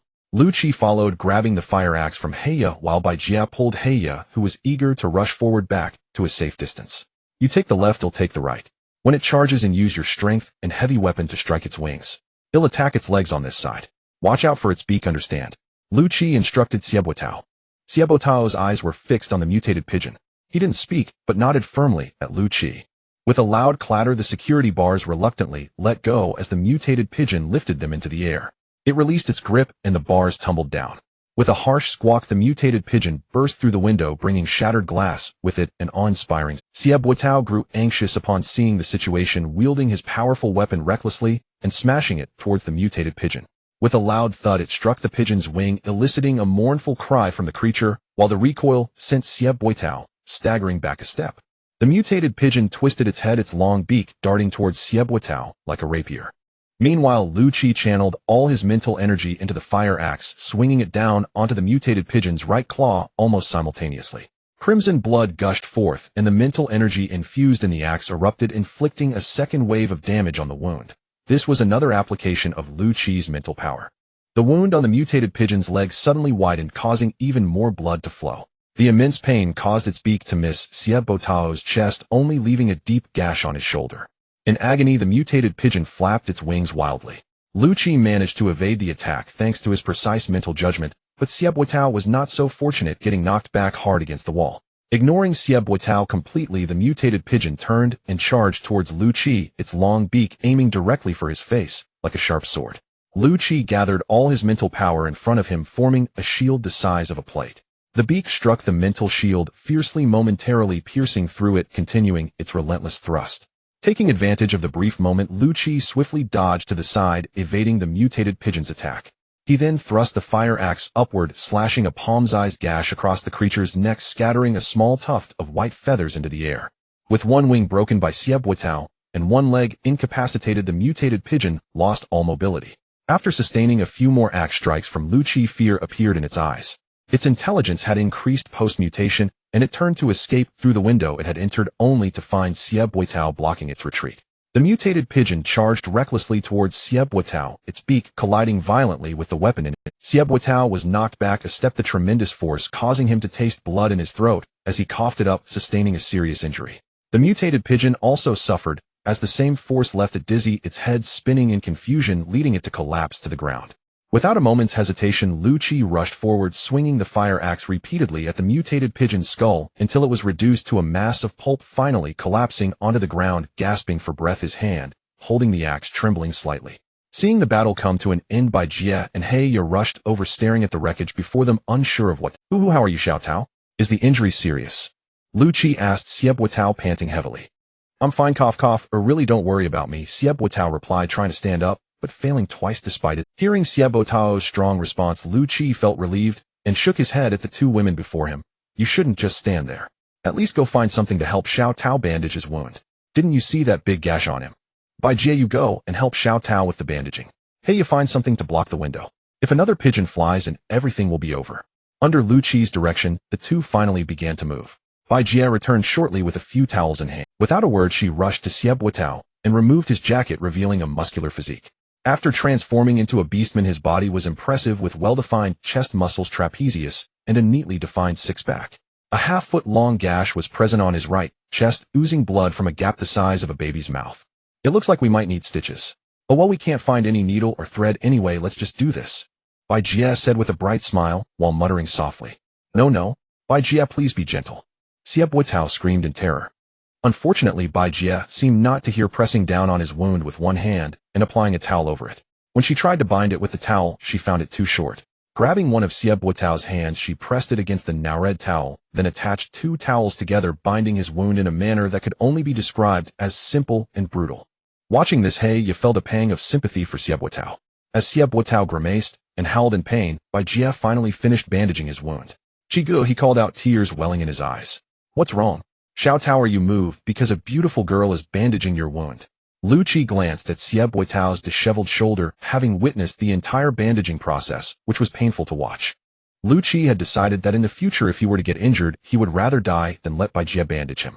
So how did I do? Pretty good, right? That person asked proudly, patting her porcelain-like hands while Bai Jie adjusted her already ample bosom. Let me tell you, the little dog I used to have at home got injured one day, and I was the one who bandaged it, so my skills are fine. Sister, can I ask what happened to that dog later? Xie Buitao asked uncertainly. Later, Bai Jie tilted her head, thinking for a moment, and then flashed a captivating smile, saying it died. Died? Xie Buitao was startled, glancing at his shoulder, suddenly facing the very real question of whether he might die. Chi-Go-I. Don't worry, Xiao Tao, you've awakened your beastman bloodline. It's not easy for a mere mortal to kill you, so don't fret. Lu Qi comforted Xie Buitao with a serious expression. However, to Xie Buitao this remark felt somewhat. Meanwhile, He had secured the window tightly with curtains, using 3 layers for extra safety and nailing them down firmly. All right, Xiao Tao, and I will rest here for a bit, then we'll move this pigeon to the 3rd floor. Eating in a classroom filled with the stench of corpses would be too nauseating. The classroom had been relatively clean after Xiao Tao, and he tidied it up a bit. Lu Qi paused slightly, looking at Bai Jie and He. You two should check the 4th and 5th floors for anything useful and collect some wood and wire while you're at it. Then wait for us in the 1st classroom on the left by the stairs on the 3rd floor. Tonight we feast on roasted pigeon. At this point, all 4 of their stomachs growled in unison at the thought of hot roasted meat and spicy wings, causing everyone to drool. All right, you all go now. Make sure to be careful and don't go to the 3rd floor, it hasn't been cleared yet. Lu Qi advised, still feeling somewhat uneasy. Don't worry, I'm a criminal police officer, Bai Jie said with a smile, as she pulled He towards the stairs. In a classroom on the 4th floor, she added, He, slow down. What if there's danger? Bai Jie quickened her pace while saying this. He, however, said nothing, quickly rummaging through everything in sight and stuffing anything useful into her backpack. While Bai Jie helped look for things, she remained vigilant, observing her surroundings. Time passed slowly, and they had found almost everything they needed. Bai Jie discovered a baseball bat, while He found a water pipe less than 2 meters long. They even unexpectedly found a set of kitchen knives, 6 brand new knives of various sizes that seemed to be high and still in their original packaging. This set of kitchen knives was found in the teacher's office. Perhaps someone had bought them, but hadn't had the chance to take them home, or maybe they were a gift. It was unclear who was supposed to receive them. Seeing that the 4th floor had been searched, the two headed towards the stairs to prepare for the 3rd floor. Just as they were about to finish going down the stairs, He suddenly stopped, causing Bai Jie, who was following her, to almost bump into her. What's wrong? Why did you stop suddenly? Sure, don't speak. It seems like there's some noise. He said, looking tense. Indeed, upon He's warning, Bai Jie heard it too. The sound seemed to be coming from the 2nd floor stairs. Could it be zombies? Bai Jie couldn't help but whisper near He's ear. He glanced back at her, rolling her eyes without saying a word. Bai Jie felt her mind racing. In the current situation, even she, a former criminal police officer, felt anxious and lost. Yet this under 20-year-old He appeared more composed than herself, exuding a sense of calm rather than panic. It seemed this girl was not simple. Could it be? Not zombies, He said quietly. Indeed, Bai Jie also heard voices getting closer. It seemed like there were people coming upstairs, and quite a few of them. The first to emerge from the stairs was an arrogant young man, likely a student given his uniform. Following closely behind him was a middle-aged police officer who appeared to be nearing 40, sporting a faint stubble and looking somewhat haggard. It seemed he was somewhat subservient to the young man. After them, 5 or 6 more individuals came up, one after another. Although each person held some makeshift weapons, they gave off a sense of timidity. Upon seeing Bai Jie and He standing at the edge of the stairs, the young man froze for a moment. Then his gaze was firmly drawn to the attractive and charming Bai Jie, completely ignoring He. Before the young man could speak, the officer behind him exclaimed, Bai Jie. A team leader Su, it's you. Bai Jie was also quite surprised, then asked in confusion, you told me to watch the suspect while you went to check the situation, and you've been gone for a day and a half. What on earth happened? Well, the middle-aged officer hesitated. The situation was too chaotic at the time. As soon as I came out, I saw monsters attacking people, and everyone was running outside. I completely lost control of the situation, and no one listened to me. Somehow I was swept up in the crowd and ended up running downstairs, but people were being bitten one after another. Old Su Xianghua. It was the young man beside him who impatiently called him. Ali Xiao, yes. Thankfully, I ran into Li Xiao on the second floor. You're amazing, Li Xiao. As he said this, the middle-aged officer Su Xianghua noticed that the young man's expression improved considerably. Come by, Jia, let me introduce you. This is the son of our city's deputy mayor of justice, Li Feiyun Li Xiao. Haha, hello beautiful. It's so dangerous now. How about I protect you from now on? He said this while leering at Bai Jia. Then he took 2 steps forward, reaching out to shake Bai Jia's hand. Bai Jia instinctively took a step back, gripping the baseball bat tightly, while He Ya's eyes flashed with disgust. Su Xianghua, seeing the situation, thought to himself that this would turn out badly. During this time he had endured a lot of Li Feiyun's arrogance. This young man was indeed not just anyone. He had a powerful father and a notoriously explosive temper. Thinking quickly, he interjected, Bai Jia, how can you be so inconsiderate? Leaving aside how Li Xiao was before, he is now impressive. Let me tell you, Li Xiao has superpowers. Killing those zombies is like child's play. Oh. Before he could finish his flattery, Li Feiyun kicked him, saying, what are you talking about? I was always formidable. If anyone is unconvinced, step up. If it weren't for me killing zombies, you worthless fools would have died 100 times over. With a foul-mouthed demeanor, Li Feiyun stretched out his left hand, and a fireball the size of a ping-pong ball appeared in his palm. Stop talking nonsense, beautiful. Go find out if the women I, Li Feiyun, am interested in can run away. One word, be my girlfriend. If gentle persuasion doesn't work, we can do it the hard way. Let me show you my fireball. In fact, Li Feiyun was quite handsome, with delicate features and smooth skin. However, his face was now filled with unabashed lust, as if he wanted to devour Bai Jia whole. Bai Jia found Li Feiyun even more terrifying than the zombies. As she watched him gradually approach, she finally swung the baseball bat, but aimed for his arm instead of his head. Li Feiyun, who had clearly awakened his abilities, easily dodged the swing. Although the bat didn't hit him, Li Feiyun immediately became furious. This was a huge affront to his pride. He had never been struck by anyone, not even his own father, the deputy mayor of justice. No one in this city dared to lay a hand on Li Xiao. Without thinking, Li Feiyun hurled the fireball from his hand straight towards Bai Jia's ample chest. It was certain that this was no ordinary fire. If Bai Jia were hit by his fireball, she would die. However, the fireball launched by Li Feiyun, who had just reached the first level of fire abilities, was not fast. The agile criminal officer Bai Jia sidestepped and avoided it. The fireball sailed past Bai Jia and crashed into the wall with a loud bang, leaving a hole the size of a bowl. Bai Jia was startled by the power of the fireball, realizing that Li Feiyun would go to great lengths without provocation. Although Bai Jia appeared mature and alluring, she also had a penchant for thrilling adventures. After all, with her looks, countless wealthy individuals would want to take care of her, yet she chose to ignore them and become a police officer, specifically a criminal police officer. On her second swing, she struck decisively at Li Feiyun's head, putting in all her strength without holding back. Seeing the two break into a fight, Su Xianghua on the sidelines wrung his hands anxiously. Though he was the captain of the criminal police squad, his days of brawling and bloodshed were long behind him. Over the years, he had held this position by being tactful and diplomatic, trying not to offend anyone above or below. In essence, he was a people pleaser who once thrived in the bureaucratic system where everyone deferred to him as the police captain. Content with his current post, he had no ambition for further advancement, so he avoided conflicts and sailed through smoothly. Let's talk things out calmly, stop fighting. If something goes wrong, we'll be in big trouble. Break it up now. Su Xianghua kept pleading, but the two before him clearly no longer regarded him as a figure of authority, and no one heeded his words. Although Bai Jia was skilled in combat techniques, Li Feiyun was an awakener, possessing 3 to 4 times the physical capabilities of an ordinary person, superior in reflexes, speed, strength, eyesight, and hearing. Coupled with his elusive phantom-like fireballs, he completely overwhelmed her. The reason the fight dragged on without him finishing her off was Li Feiyun's perverse psychology.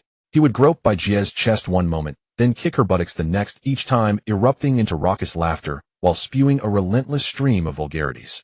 Among the few who had ascended with him, some could no longer bear to watch and wanted to intervene, but Su Xianghua held. Just as Li Feiyun was gloating over another success, a pipe suddenly swung toward him, its timing impeccable, and its trajectory from a blind spot in his vision.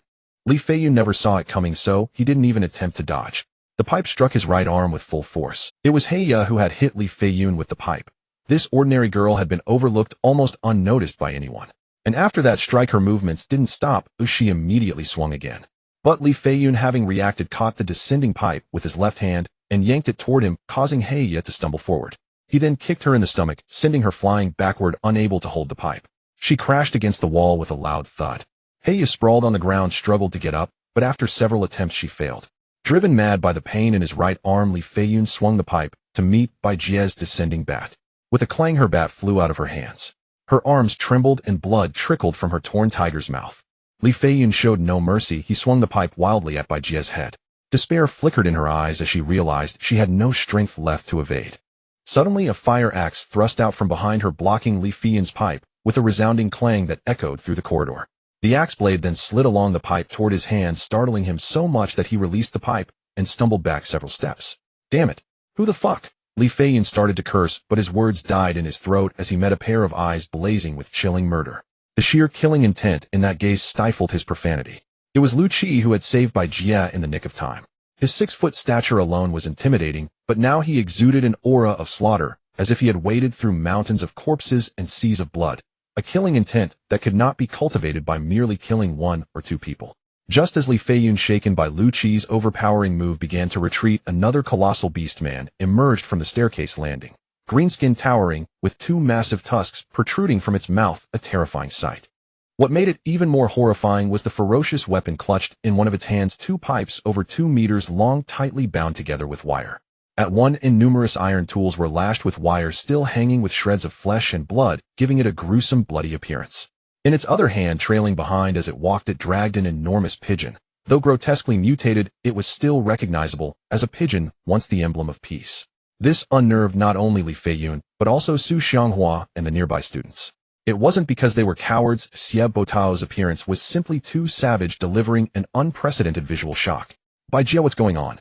Lu Qi demanded coldly, his eyes never leaving Li Feiyun, for he recognized him as an awakener. Before Bai Jie could speak, Li Feiyun opened his mouth to hurl insults, but a blur of movement and a sharp slap cut him short. Lu Qi had struck him across the face, then instantly returned to his original spot, so fast it seemed as if he hadn't moved. One side of Li Feiyun's face swelled immediately, blood trickling from the corner of his mouth. The force of the blow stunned everyone present, the crisp sound echoing in the silence. Li Feiyun was dazed by the slap. You? He started, but Lu Qi delivered another slap to his other cheek. Too quick to dodge, Li Feiyun was left bewildered, though he wasn't stupid. He wouldn't suffer another loss like that. By this point, Bai Jie succinctly explained the situation in a few short sentences. It was simple enough. A sheltered child of privilege, emboldened by his newly awakened powers, had grown arrogant. Finding Bai Jie beautiful, he sought to claim her for himself. Lu Qi let out a soft "oh." In his previous life, he would have wasted no words. He already considered Bai Jie as one of his own. Anyone daring to touch his people would be killed outright, problem solved. But now, with so many witnesses, the apocalypse had just begun, and these people still didn't understand that the world had changed. If he simply executed Li Feiyun, not only might those across from him, but even Bai Jie and He think less of him. Seeing Lu Qi lost in thought, Li Feiyun regained some confidence and stepped back 2 paces to increase the distance. You fucking dare hit me. Today I'll kill you. As he spoke, a fireball appeared in each hand, seemingly larger than before. He hurled both fireballs at Lu Qi almost simultaneously, the spheres carrying waves of scorching heat. The bystanders gasped. It was clear Li Feiyun intended to kill. In their minds, murder was still an unimaginable transgression. Lu Qi showed no expression as the fireballs approached, save for a faint, barely perceptible smirk at the corner of his mouth. You've brought this upon yourself. I was already thinking of killing you, and now you've given me the perfect excuse. Kill me. Great, let's see who kills whom. As Lu Qi spoke, he slowly raised his left hand, and the 2 ferocious fireballs halted in midair, less than 2 centimeters from Lu Qi's palm. Both Lu Qi and Li Feiyun were first-level awakened, leaving no advantage for Lu Qi in terms of rank. However, when it came to the application of their abilities, it was like comparing a robust man to an infant. In his previous life, fire abilities were renowned for their devastating power, yet Li Feiyun failed to unleash their potential, only managing the most basic fireball. To the reborn Lu Qi, this was nothing short of laughably childish. With the experience from his past life, Lu Qi's mastery of telekinesis was exquisite, making it effortless to grasp Li Feiyun's 2 fireballs with his mind. As he held Li Feiyun's fireballs under everyone's watchful eyes, the fireballs gradually extinguished. Leaning the fire axe against the stair railing, Lu Qi gently clapped his hands, as if dusting off non-existent dirt. Then Lu Qi's expression darkened. If you want to kill me, you must be prepared to be killed by me. Isn't that fair? Saying this, he charged at Li Feiyun with empty hands. What could have been a difficult situation became clear. When Li Feiyun made his move, it was as if a pillow was provided for someone who had fallen asleep. If one wants to kill, they should expect to be attacked in return. Not striking back was absolutely not Lu Qi's style. Seeing Lu Qi charge fiercely at him, Li Feiyun hurriedly launched 2 more fireballs. Lu Qi's figure flickered and dodged past them, maintaining his speed as he lunged at Li Feiyun, swiftly grasping his neck with one hand. With the momentum of his charge, Lu Qi's body surged forward without pause, lifting Li Feiyun by the neck and rushing towards the nearest window in the corridor. In an instant, Li Feiyun's body crashed through the window. With a flick of his hand, Lu Qi threw him out, and throughout the entire process, Li Feiyun had no chance to react, only managing to emit a piercing scream as he flew out the window. Turning back, Lu Qi coldly examined each person in the room, his gaze sharp, like a blade scraping across their faces. No one dared to meet his eyes, not even Xie Buitao, who lowered his head. The third floor is mine. You all need to leave immediately or face dire consequences. His chilling words stunned Su Xianghua and the few students nearby. This student, there are many zombies on the second floor, Su Xianghua said, beads of sweat forming on his forehead. The pressure Lu Qi exerted was overwhelming. The people beside him all looked at him with pleading eyes, and with no other option, he could only harden his resolve to negotiate with Lu Qi. Otherwise, as Lu Qi said, they would not only have to go down to the second floor, but also to the first floor, which would be certain death. Lu Qi looked at them coldly, without saying a word. We just can't stay on the second floor anymore, and wanted to check out the third floor. We don't know why the zombies on the first floor keep flowing towards the second floor. Bai Jie, you can't just watch us walk into the jaws of death, can you? Su Xianghua spoke to Bai Jie, noticing Lu Qi's lack of reaction, while the other students looked at her with eager. Bai Jie felt quite troubled as they looked at her. She had just met Lu Qi and did not understand his temperament or character at all. Hence she could not readily agree to join his team, leaving herself a way out in case things went awry. Therefore her position was quite awkward, and she couldn't just disregard Su Xianghua and the other students' lives. Captain, this is our police team leader, Su Xianghua. Good person who treats us team members very well, Bai Jie said to Lu Qi somewhat embarrassedly, and then continued, this is Lu Qi, the captain of our team. Lu Qi interrupted her expressionlessly, saying so. Bai Jie stammered, can we find a way to save them? Those few should still be your classmates, right? No, Lu Qi firmly rejected Bai Jie. Bai Jie, don't forget their reactions when they saw you being bullied. Did anyone step up to help you? With such character, I absolutely won't accept you. You all better listen to me. Lu Qi took a few steps, picked up his fire axe, weighted in his hand, and continued, actually your lives have nothing to do with me. But you absolutely cannot enter this classroom. As long as you don't bother me, I don't care about the rest. You can do whatever you want. Su Xianghua's face showed difficulty as he opened his mouth to say something, but Lu Qi interrupted him with a gesture, don't be ungrateful. Are you trying to force me to kill all of you? Get lost. Cold and harsh words flowed from Lu Qi's mouth. His chilling gaze was quite eerie, and his tall stature brought an immense sense of pressure. After speaking, Lu Qi stopped looking at them. Irritated, he waved his hand and headed back to his previous classroom, causing several people to hurriedly step aside in fear.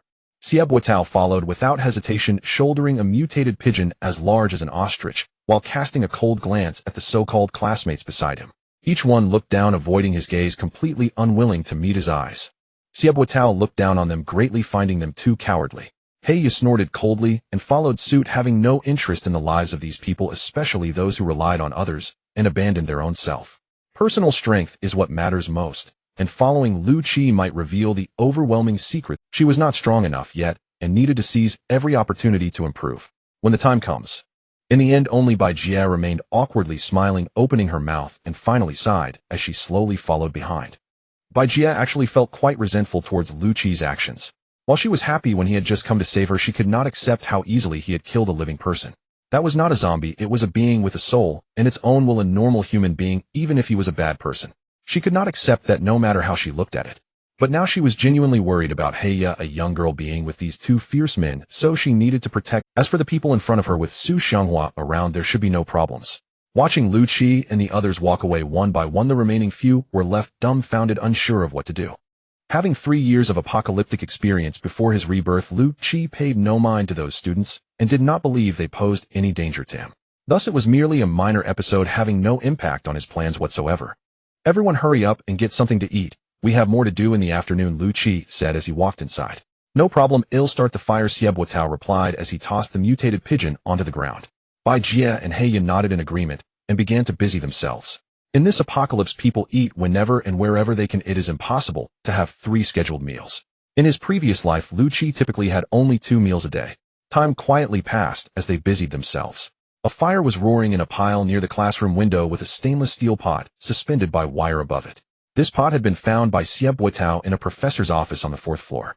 By this time the water in the pot was boiling, and through the tempered glass lid one could see the pigeon meat hearts, livers, and lungs tumbling in the water, creating waves of heat. Beside the fire was a pair of pigeon legs and 2 wings skewered on a thick wooden stick, starting to drip oil, their color gradually turning golden and the skin crisping. Heya turned the pigeon legs while Bai Jie sprinkled some instant noodle seasoning evenly over them, and a fragrant aroma immediately wafted through the air. Xie Buitao swayed his large beastly head, while adding more wooden sticks to the fire, humming a nonsensical tune, appearing quite content. Lu Qi noticed Bai Jie's unusually melancholic expression and understood that she would not accept his approach. After all, she had just transitioned from a peaceful, lawful society to this reality. It was unrealistic for her to adapt so suddenly.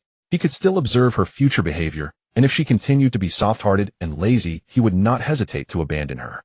What they did not expect was that just outside the classroom door, Su Xianghua and several students were swallowing hard. The aroma of the mutated pigeon had filled the corridor, far richer than the smell of ordinary meat. Fortunately, the scent wafted upwards, otherwise it would have surely attracted the zombies. "Officer Su, could you go talk to them and get us some food? We haven't eaten in 2 days." A tall, thin boy looked at Su Xianghua with hope in his eyes. "Exactly, isn't there a policeman among them? We don't need much, just a little will do. If we get rescued later, we can repay them. Can we give them money?" Su Xianghua listened to their pleas without responding. At nearly 40, after years of life experiences, he had developed a keen insight into people. His perspective and depth of understanding far surpassed those of the university students. It was apparent that Lu Qi was the leader among the four, and Su Xianghua had a very negative impression of him. Just looking at Lu Qi sent chills down his spine. Even without a word from Lu Qi, there was an aura of coldness and lethal intent surrounding him. Su Xianghua had only felt such a presence once in his many years as a criminal investigator. That was from a notorious serial robber and murderer whose first crime occurred on July 23rd. After that, he continued to rob and kill, ultimately claiming 16 victims and severely injuring 8 by the time he was captured. Unfortunately, the murderous aura of that criminal was not as intense as that of Lu Qi, a mere college. After pondering for a while, Su Xianghua sighed softly, saying, "I think it's better to let it go. At least we don't have to fear the zombies right now, but let's hold on a little longer. I believe the national military will come to rescue us. We must trust the government." Su Xianghua spoke firmly, his words seemingly directed at the students, but they were also meant for himself. Upon hearing Su Xianghua's words, and recalling how Lu Qi had thrown Li Feiyun off the building, inside the classroom, the four had begun to enjoy their first hot meal after the apocalypse.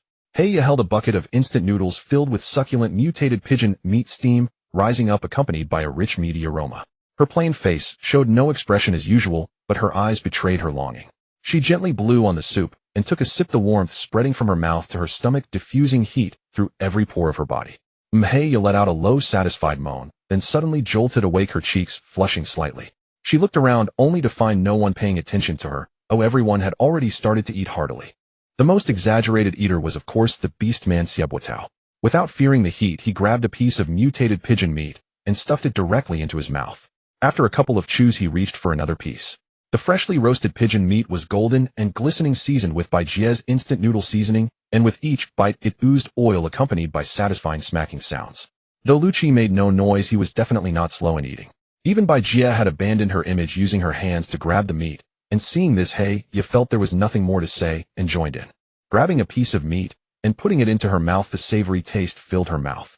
Even more astonishing was that within the flavor there was an almost imperceptible energy that slowly spread throughout her body. After a whirlwind of eating and drinking, the four finally could not eat anymore, each one patting their full. A mutated pigeon the size of an ostrich had been reduced to almost nothing by the four of them. As Xie Buitao picked his teeth, he asked, "Heya, can I ask what your name means? How did you two end up in such a predicament?" Heya's expression stiffened upon hearing Xie Buitao's words, becoming somewhat awkward. Bai Jie quickly interjected, "Heya, actually we're all going to be teammates from now on. If it's not too personal, why don't you tell them?" Heya glanced at the two of them, tucked her loose hair behind her ear, and turned her questioning gaze towards Lu Qi. Lu Qi frowned slightly, seemingly lost in thought, showing no reaction to their conversation, and naturally ignored Heya's gaze. Heya looked out at the sky, her black eyes as dark as ink, revealing no emotion. After a long pause, she regained her composure and murmured, "When I was very young, my parents divorced. I was given to my mother, so in my memory my father is a blur, and my mother raised me alone. Even though she was often busy with work and rarely accompanied me, she truly treated me well. That time was the happiest in my memory."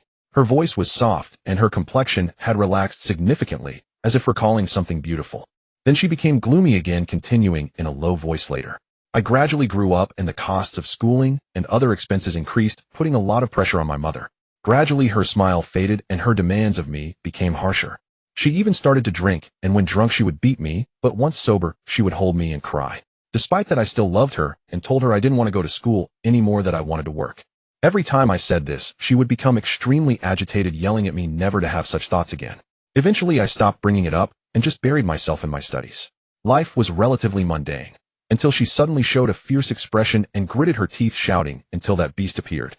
Everyone was startled by her sudden loud voice, and Bai Jie gently patted He Ya's shoulder to comfort her. She took a deep breath, slowly exhaled to calm her emotions, and continued. That day my mother was unusually happy. She held my hand and said she wanted to introduce someone to me, preparing a table full of delicious dishes. At that time I was probably in the 3rd year of middle school, and the person she wanted to introduce was my future stepfather. The moment I saw that man, I felt uncomfortable, but seeing my mother more vibrant and happier than ever pushed down my unease, and I temporarily accepted him. However, the good times did not last long. After becoming my stepfather, his disguise gradually fell away. He loved only my mother, and had loved her long before, even earlier than my biological father. In the end, my mother chose my father, but this man never gave up. Now he could finally be with my mother, appearing kind and amiable, yet he hated me, hated my father, and hated that I was my father's child. So whenever we were alone, he would torment me in various ways, defiling me. Although it was incredibly painful, it was not visible to the naked eye. He would scold me as a filthy, breathed child of trash, and if it weren't for fearing my mother's feelings, he would have killed me. He shivered as she hugged her arms. I am so scared. I want to tell my mother, but I can't bear to hurt her when she is so happy now. I hate that beast, and even more so, myself, for being powerless. If I were strong enough, I could protect my mother and myself. Her expression turned frenzied, and her voice became sharper. Now is such a great opportunity. The apocalypse. If I could have powers as strong as the captain, I could kill him. I could end this long-lasting nightmare. This time I will definitely protect you, Mom. Together we will be happy in this new world. Unknowingly, tears dropped from He Ya's cheeks, and she could hardly see anything in front of her. The darkness that had been pressing on her soul erupted at that moment. Bai Jie listened dumbfounded as a flood of indescribable thoughts surged in her heart. It was astonishing to discover such painful memories lurking within the seemingly indifferent and mature He Ya. She couldn't help but embrace He Ya, gently stroking her soft hair. No matter how strong she appeared, she was still fragile, and Bai Jie wanted to protect her. Xie Buotao rubbed his nose and chuckled softly, but ultimately said nothing. Lu Qi remained indifferent to He Ya's words throughout. Indeed, for someone like him who had endured 3 years of apocalyptic trials, such matters elicited no reaction. He had heard much more tragic stories than He Ya's. The reason I call myself He Ya is because I did not want to use my previous name, so I chose this one. Curse, misfortune, ominous. It suits me perfectly, doesn't it? After a while, He Ya broke free from Bai Jie's embrace and said self-deprecatingly. There was no trace of sorrow in her eyes, as if the person from moments ago was not her. They were now filled with fighting spirit, gazing at Lu Qi with a look of unwavering determination. Lu Qi couldn't help but think that her strength in the previous life was likely directly related to her character. Resilient, strong, and unafraid of any difficulties for the sake of her goals, even if it meant resorting to any means necessary. A rare smile curved his lips. Follow me, and in no time you will gain your own power. Upon hearing this, a glint of determination flashed in He Ya's eyes, and she said nothing more. As for why the two of us are trapped in the bathroom, it's because He Ya is my suspect. When the zombie outbreak occurred, she happened to be going to the bathroom, so I was assigned to follow her. We received a report from the school and rushed to your school. Because it was a homicide, we were directly transferred to our criminal police team by 110. The deceased was He Ya's roommate, and during the incident, He Ya had a fierce argument with the deceased, which is why we had to bring her back to the station. Bai Jie sighed, and the rest needed no further explanation. Humph, that fool! He Ya snorted lightly through her nose, full of disdain. I have already said this matter has nothing to do. Well, it seems our break time is almost over. Lu Qi interrupted their idle chatter and stood up. All right, let's tidy up. We need to go clean the second floor. There's really not much to clean up. The remaining mutated pigeon meat was packed by Bai Jie into a food bag and stuffed into her backpack. Soon the 4 of them exited the classroom. Lu Qi looked around, noticing that Su Xianghua and the others were no longer in the corridor. He didn't know where they had gone. Lu Qi didn't care, leading the other 3 toward the stairs. They quickly encountered the zombies on the second floor. There were clearly more zombies on the second floor than above, surging toward them. The grotesque and terrifying faces of the dead with bloodied and mangled arms outstretched roared as they drooled black viscous liquid, their eyes bloodshot and filled with a craving for flesh. Most people would probably be so frightened by the tidal wave of zombies that their legs would go weak, unable to run, let alone resist and kill the zombies. Yet Lu Qi did not even raise an eyebrow. He simply weighed the fire axe in his hand and charged forward. Xie Buotao, having honed his skills over time, could now face such scenes with ease. He placed the body of the mutated pigeon on the stairs behind him, and wielding the large weapon, hurriedly moved up to walk alongside Lu Qi. Bai Jie and He Ya had not yet awakened their abilities. Seeing the rushing zombies, their faces turned a bit pale, and their pace involuntarily slowed, falling 2 steps behind Lu Qi and Xie Buotao. It must be said that Lu Chi's abilities were quite extraordinary. His telekinesis activated silently, causing the zombies in front to inexplicably fall to the ground, and the zombies following closely behind didn't even have time to react before being tripped. The remaining tasks were quite simple. With a swing of the axe, he split one zombie's head in half, while Siep Watao swept through, killing zombies as easily as cutting wheat. When the zombies were dense, a savage charge could immediately send them tumbling and breaking bones. The two's heroic performance greatly encouraged by Jia and Heya, who also began to step forward to help. Their targets were the zombies that Siep Watao had violently charged through, the ones still alive on the ground missing limbs. Soon Bai Jia awakened first. Bai Jia suddenly felt as if she had lost control over her body, unable to move at all. It felt as if something within her had exploded, a formless power rapidly filling every corner of her body. An indescribable pain followed, impacting every cell of Bai Jia. She wanted to scream, but her mouth wouldn't open no matter what. Fortunately, this pain didn't last long, and after it passed, a warm and incredibly comfortable feeling arose. I've written quite a bit, but my results aren't ideal, and I dare not apply for a contract. With a slow blink, Bai Jia's beautiful eyelashes fluttered momentarily. After moving her limbs, her awakening was complete in just a few seconds. Bai Jia possessed the power of wind, capable of unleashing a half-foot-long wind blade with formidable attack strength. Lu Chi witnessed her strike as the first zombie's head was cleaved in two and the remaining force sliced through the second and third zombies before dissipating. Lu Chi was quite satisfied with this ability, as it belonged to the mid to long-range output category. If applied well, it could yield impressive damage, and its power would only increase with further development. Following Bai Jia, Heya also awakened, of course, after taking down 3 zombies. Lu Chi observed Bai Jia's awakening process. He knew that the awakening experiences of most ordinary people were similar to hers, but Heya's subsequent awakening exhibited some unusual and eerie traits. They watched as Heya's 2 dark eyes rolled back, becoming unseeable, leaving only the terrifying whiteness. A faint black mist emanated from the pores of her skin, tightly adhering to her, blurring the features of her face. Then her body began to float, eerily stopping only half a meter above the ground. Now Heya had not only lost control of her body, but her consciousness was also enduring hellish terror. She felt as if her awareness was trapped in a pitch-black space, floating in midair, unable to move even an inch despite her desperate efforts. Though the space was devoid of light, Heya discovered she could see horrifying things. She saw countless grotesque and hideous spirits floating beside her, each with twisted, ugly faces. Looking down at her feet, she saw numerous skeleton zombies moving about, jostling each other. From time to time, one would fall over and remain unable to rise again. Heya widened her eyes, staring in terror at everything before her. She had no doubt that this place was hell, if hell truly existed. Before she had much time to ponder where she was, without any warning, Heya felt herself drifting forward.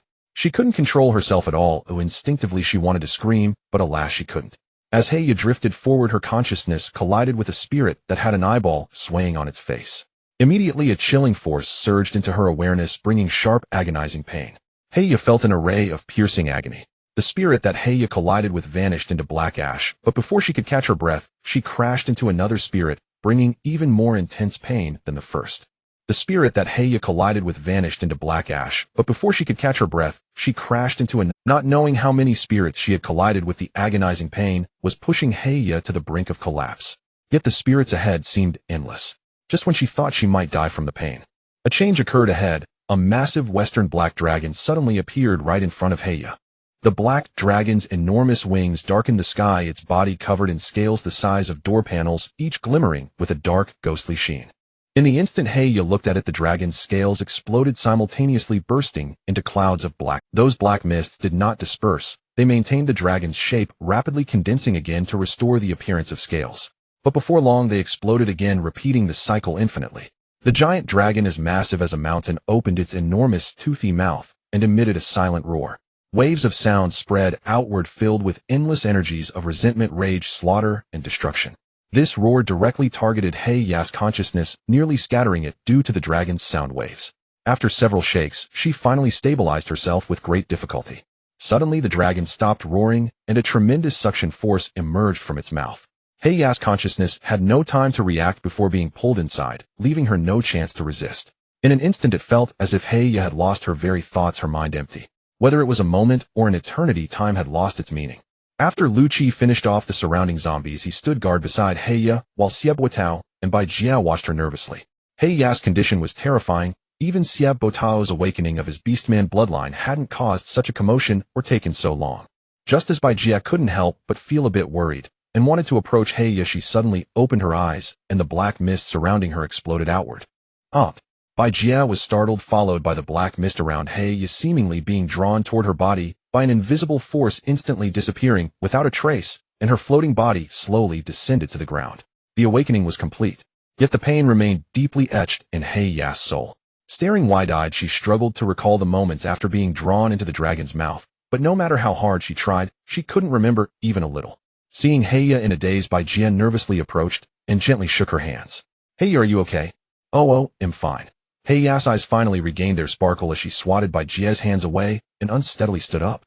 "I can feel it. This is the feeling of power," Heya murmured, somewhat intoxicated as she clenched her fists.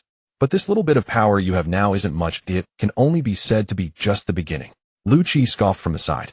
"Come on, Heya, let us see your awakened ability," Xieb Witao said with great Heya nodded vigorously and headed toward the zombies not far down the corridor. The zombies quickly noticed Heya, with 4 of them charging at her. As they approached, Heiya's face showed no expression. Her right hand raised to her chest, and soon a basketball-sized dark energy orb materialized. With a gentle wave, the black orb flew toward the zombies. The zombies had completely lost their rationality, unaware of fear. All that remained was their bloodthirsty instinct, with only a frenzied desire for fresh meat in their eyes. They didn't even think to evade the dark energy orb and charged directly into it. The collision made no sound. The dark energy orb passed directly through the neck of the first zombie, and everything it touched vanished silently. The lower half of the zombie's face, along with its collarbone, was gone, leaving a basketball-sized transparent hollow that lasted only a brief moment.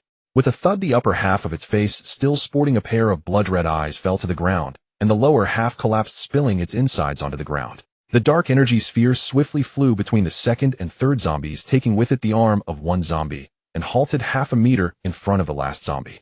While others saw the dark energy sphere as motionless in midair, Lu Qi knew through his telepathic senses that the Black Crow's dark energy sphere was not stationary, rather it was spinning at high speed, creating an inward pulling force. This attraction was incredibly strong. The remaining 3 zombies were unable to escape and were slowly drawn toward it. Although it felt like time stretched on, everything happened in an instant. Before the zombies could react, the dark energy sphere exploded with a loud bang, sending a shower of blood. The explosion's power directly shattered the 3 zombies into pieces, leaving no trace of their bodies. Looking at the scattered limbs and flesh, Xieb Witao couldn't help but exclaim, "Wow, Black Crow, your ability is incredible. I like it." Even Lu Qi couldn't help but nod in agreement. "Very well, let's continue." After awakening, Bai Jia and Black Crow's overall qualities had increased 3 to 4 times. Their previous injuries from Li Feiyun had mostly healed, and with Lu Qi nearby to guide them on utilizing their powers, they were able to kill zombies at a very fast pace. Most of the zombies on the second floor were crowded at the staircase, and after a fierce battle, Lu Qi and the others had cleaned them out completely. Only 2 or 3 kittens remained in the corridor and classrooms. The second floor was soon cleared, and Lu Qi didn't spend much time searching for food, as Li Feiyun and the others had been trapped on the second floor for 2 days, and they had eaten almost everything edible. Without pausing, Lu Qi charged toward the first floor. Under Lu Qi's guidance, Bai Jia and Black Crow had already gotten into the swing of things. With the combination of wind blades and dark energy spheres, the approaching zombies were almost instantaneously dispatched. Lu Qi was pleased to see their rapid progress, but he knew his time was limited, and that he needed to speed up the process of killing zombies and extracting crystal cores. Calculating in his mind, Lu Qi figured that if Bai Jia and Black Crow dealt with the zombies in the corridor and classrooms, while Xieb Witao followed them, he could split his forces to clear zombies in the hall, thereby doubling their efficiency. With that thought, Lu Qi immediately said, "You guys continue to clear the zombies in those classrooms. They'll go deal with the zombies over there, so we can speed up our progress." Lu Qi's personality was such that once he made a decision, he would execute it immediately, without hesitation. Don't worry, Captain, we're ready," Bai Jia replied. Bai Jia flashed Lu Qi a charming smile. After witnessing Lu Qi's performance earlier, she had fully accepted the reality of him leading the team. After all, he had saved her at the hands of Li Feiyun. This younger boy, though a few years her junior, made a decent captain. Although he appeared cold and ruthless, he was meticulous and organized in his actions, which was quite admirable. Seeing her smile ignored by Lu Qi, she couldn't help but pout playfully and unleashed a wind blade, cleaving the head of a distant zombie in 2. She let out a cheer, but when she turned back to look, she only saw Lu Qi's tall back. Realizing he had not noticed her, her expression froze and a hint of disappointment crept in. Suddenly, Bai Jia felt warmth in her right hand. It was Black Crow holding it. His dark eyes didn't meet hers, just a gentle grasp that soon released, turning his face away, making it impossible for her to know what he was thinking. Bai Jia's accuracy with the wind blades was still not high. She typically needed to cast 4 or 5 blades to take down a zombie. That one-hit kill was purely a stroke of luck. Bai Jie and Black Crow moved into the corridor on the first floor, while Xieb had already charged ahead. After awakening his Beastman bloodline, he had become increasingly combative. The zombies were scattered and few in number. Most had gathered in the hall where Lu Qi was headed, meaning that the three of them faced fewer zombies than Lu Qi did alone. In the first floor hall, numerous zombies wandered about. Upon catching the scent of living humans, they surged forward like they had been injected with adrenaline. Lu Qi skillfully maneuvered using telekinesis to control coins to kill the distant zombies. The coins were ones he had casually collected, and with his telekinesis, he found it quite easy to dispatch zombies. This also served as his ranged attack method. For the zombies that approached, he used a fire axe. He was fully aware of the strengths and weaknesses of his telekinesis. Its strength lay in its versatility, capable of scouting long-range attacks and assisting weapon attacks. Of course, its drawbacks were also evident, as it did not excel in any single aspect. This was something Lu Qi had struggled with in his previous life. Faced with a lunging reedied zombie, Lu Qi couldn't help but sigh, quietly tossing a coin that easily pierced the zombie's mouth and smashed its brain. These reedied zombies had just mutated, their skin rotting with almost no defensive capabilities, and their speed and strength were not much greater than an ordinary person, which Lu Qi viewed as a boon granted to humanity in this apocalypse. Most people, like his former self, chose to evade, flee, or hide, missing the great opportunity for awakening and evolution. By the time these reedied zombies reached their second stage of evolution, it would be too late. With this thought, Lu Qi's speed in killing zombies quickened significantly. He perfectly evaded fierce attacks, delivering fatal blows with every strike, resembling an ancient killing god or a demon emerging from hell, leaving a trail of corpses in his wake. Wherever he went, no zombie could escape Lu Qi's strike. Soon the last reedied zombie in the hall was cleaved in two by Lu Qi's axe at the doorway. The entire first-floor hall was a scene of carnage, with corpses strewn about and blood flowing like rivers. Lu Qi let out a gentle breath, completely ignoring the putrid smell emanating from the zombies. Looking up at the sky outside the door, the setting sun had moved to the western sky, its brilliance no longer. It was so large, so red, so round, hanging at the top of the trees. Gazing at it would instantly evoke endless imagination, hope, and courage.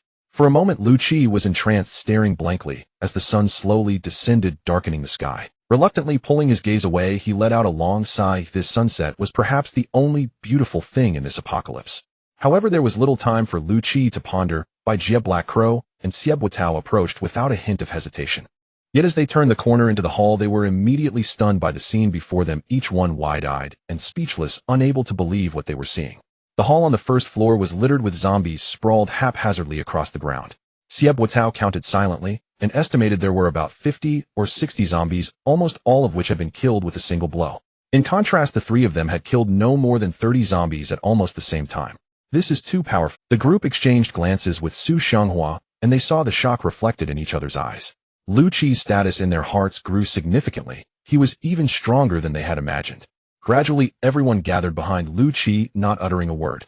They stood together at the entrance, watching the reedied zombies wandering outside, occasionally emitting animal-like howls, creating an oppressive atmosphere.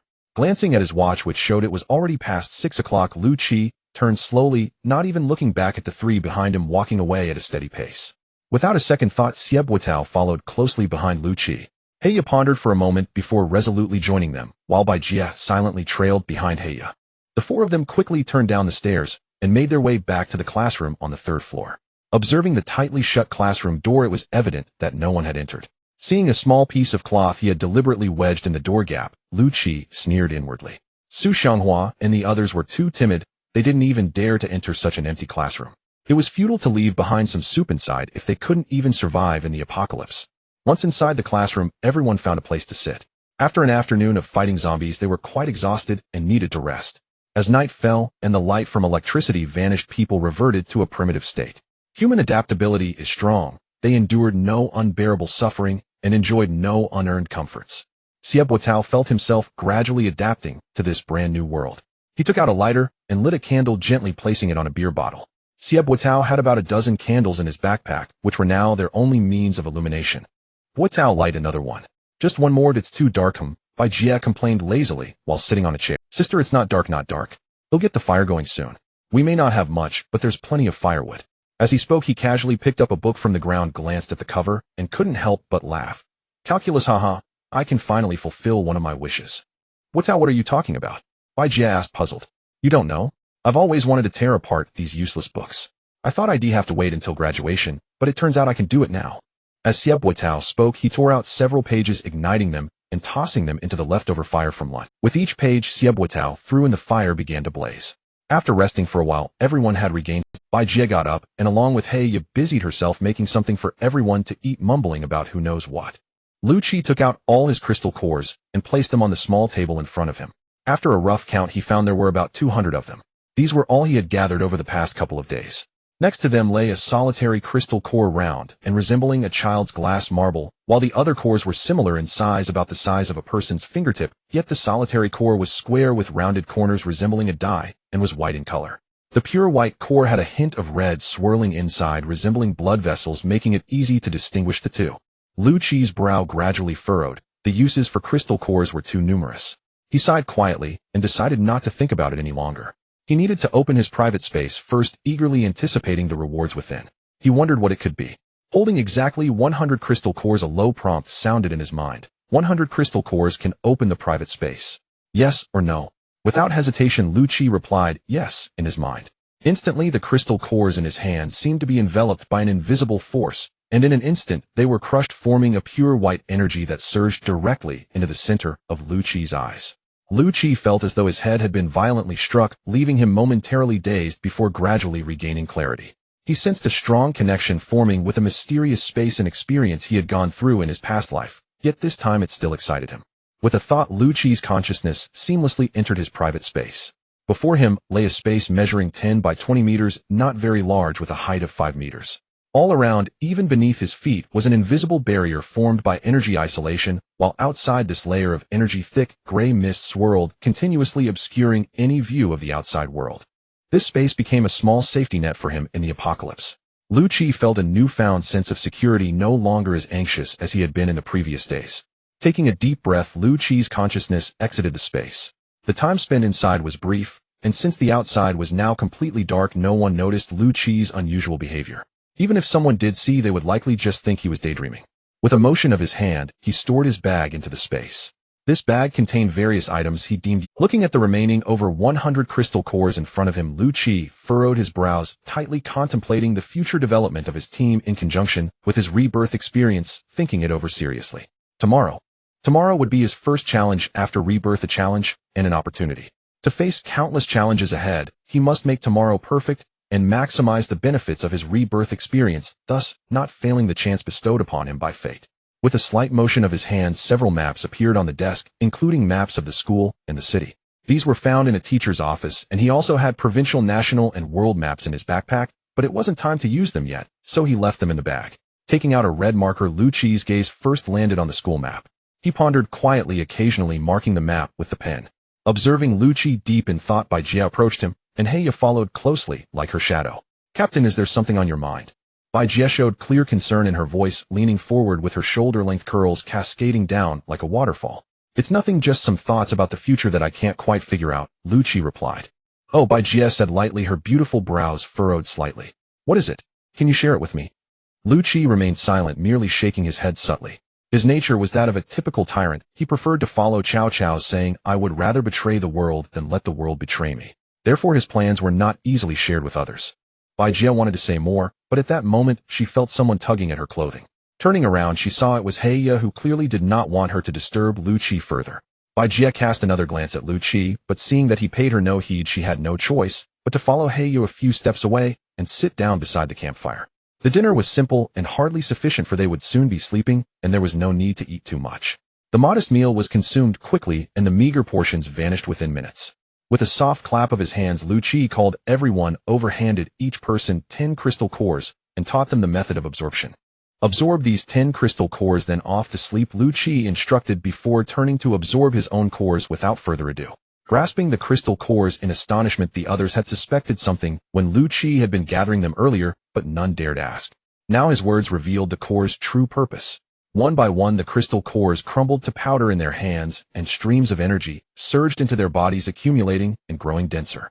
When a certain threshold was reached, roughly the energy provided by 100 zombies for the initial stage, a qualitative transformation occurred akin to leveling up in a game. Thus the survivors of the apocalypse colloquially called this breakthrough leveling up, heralding a tremendous leap in one's physique. After absorbing the cores, they exchanged a few light-hearted words and gradually drifted off to sleep. Having fought zombies all day, exhaustion weighed heavily on each of them.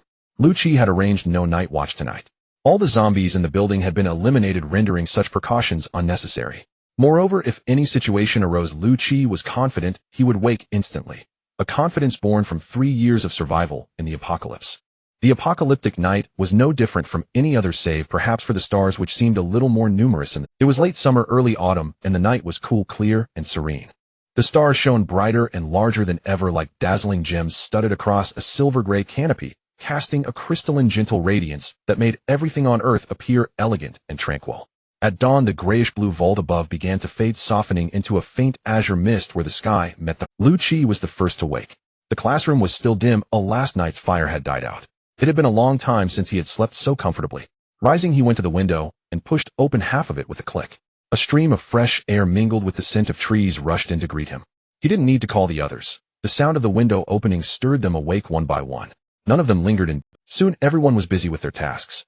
Clean water was still extremely scarce. They dared not use the tap water, uncertain whether it carried the zombie virus. The only potable water was the bottled, purified water they had scavenged, and the supply was limited, so washing their faces was out of the question. After a flurry of activity, they finished breakfast quickly. By now the sky outside was fully bright. "Pack up. Take everything useful with you," Lucci said to the group, glancing at his watch. It was 6:30. "Captain, are we not coming back?" Boitao asked in confusion, looking around as if reluctant to leave. Lucci nodded heavily, a trace of gravity tightening his brow, giving an unequivocal answer.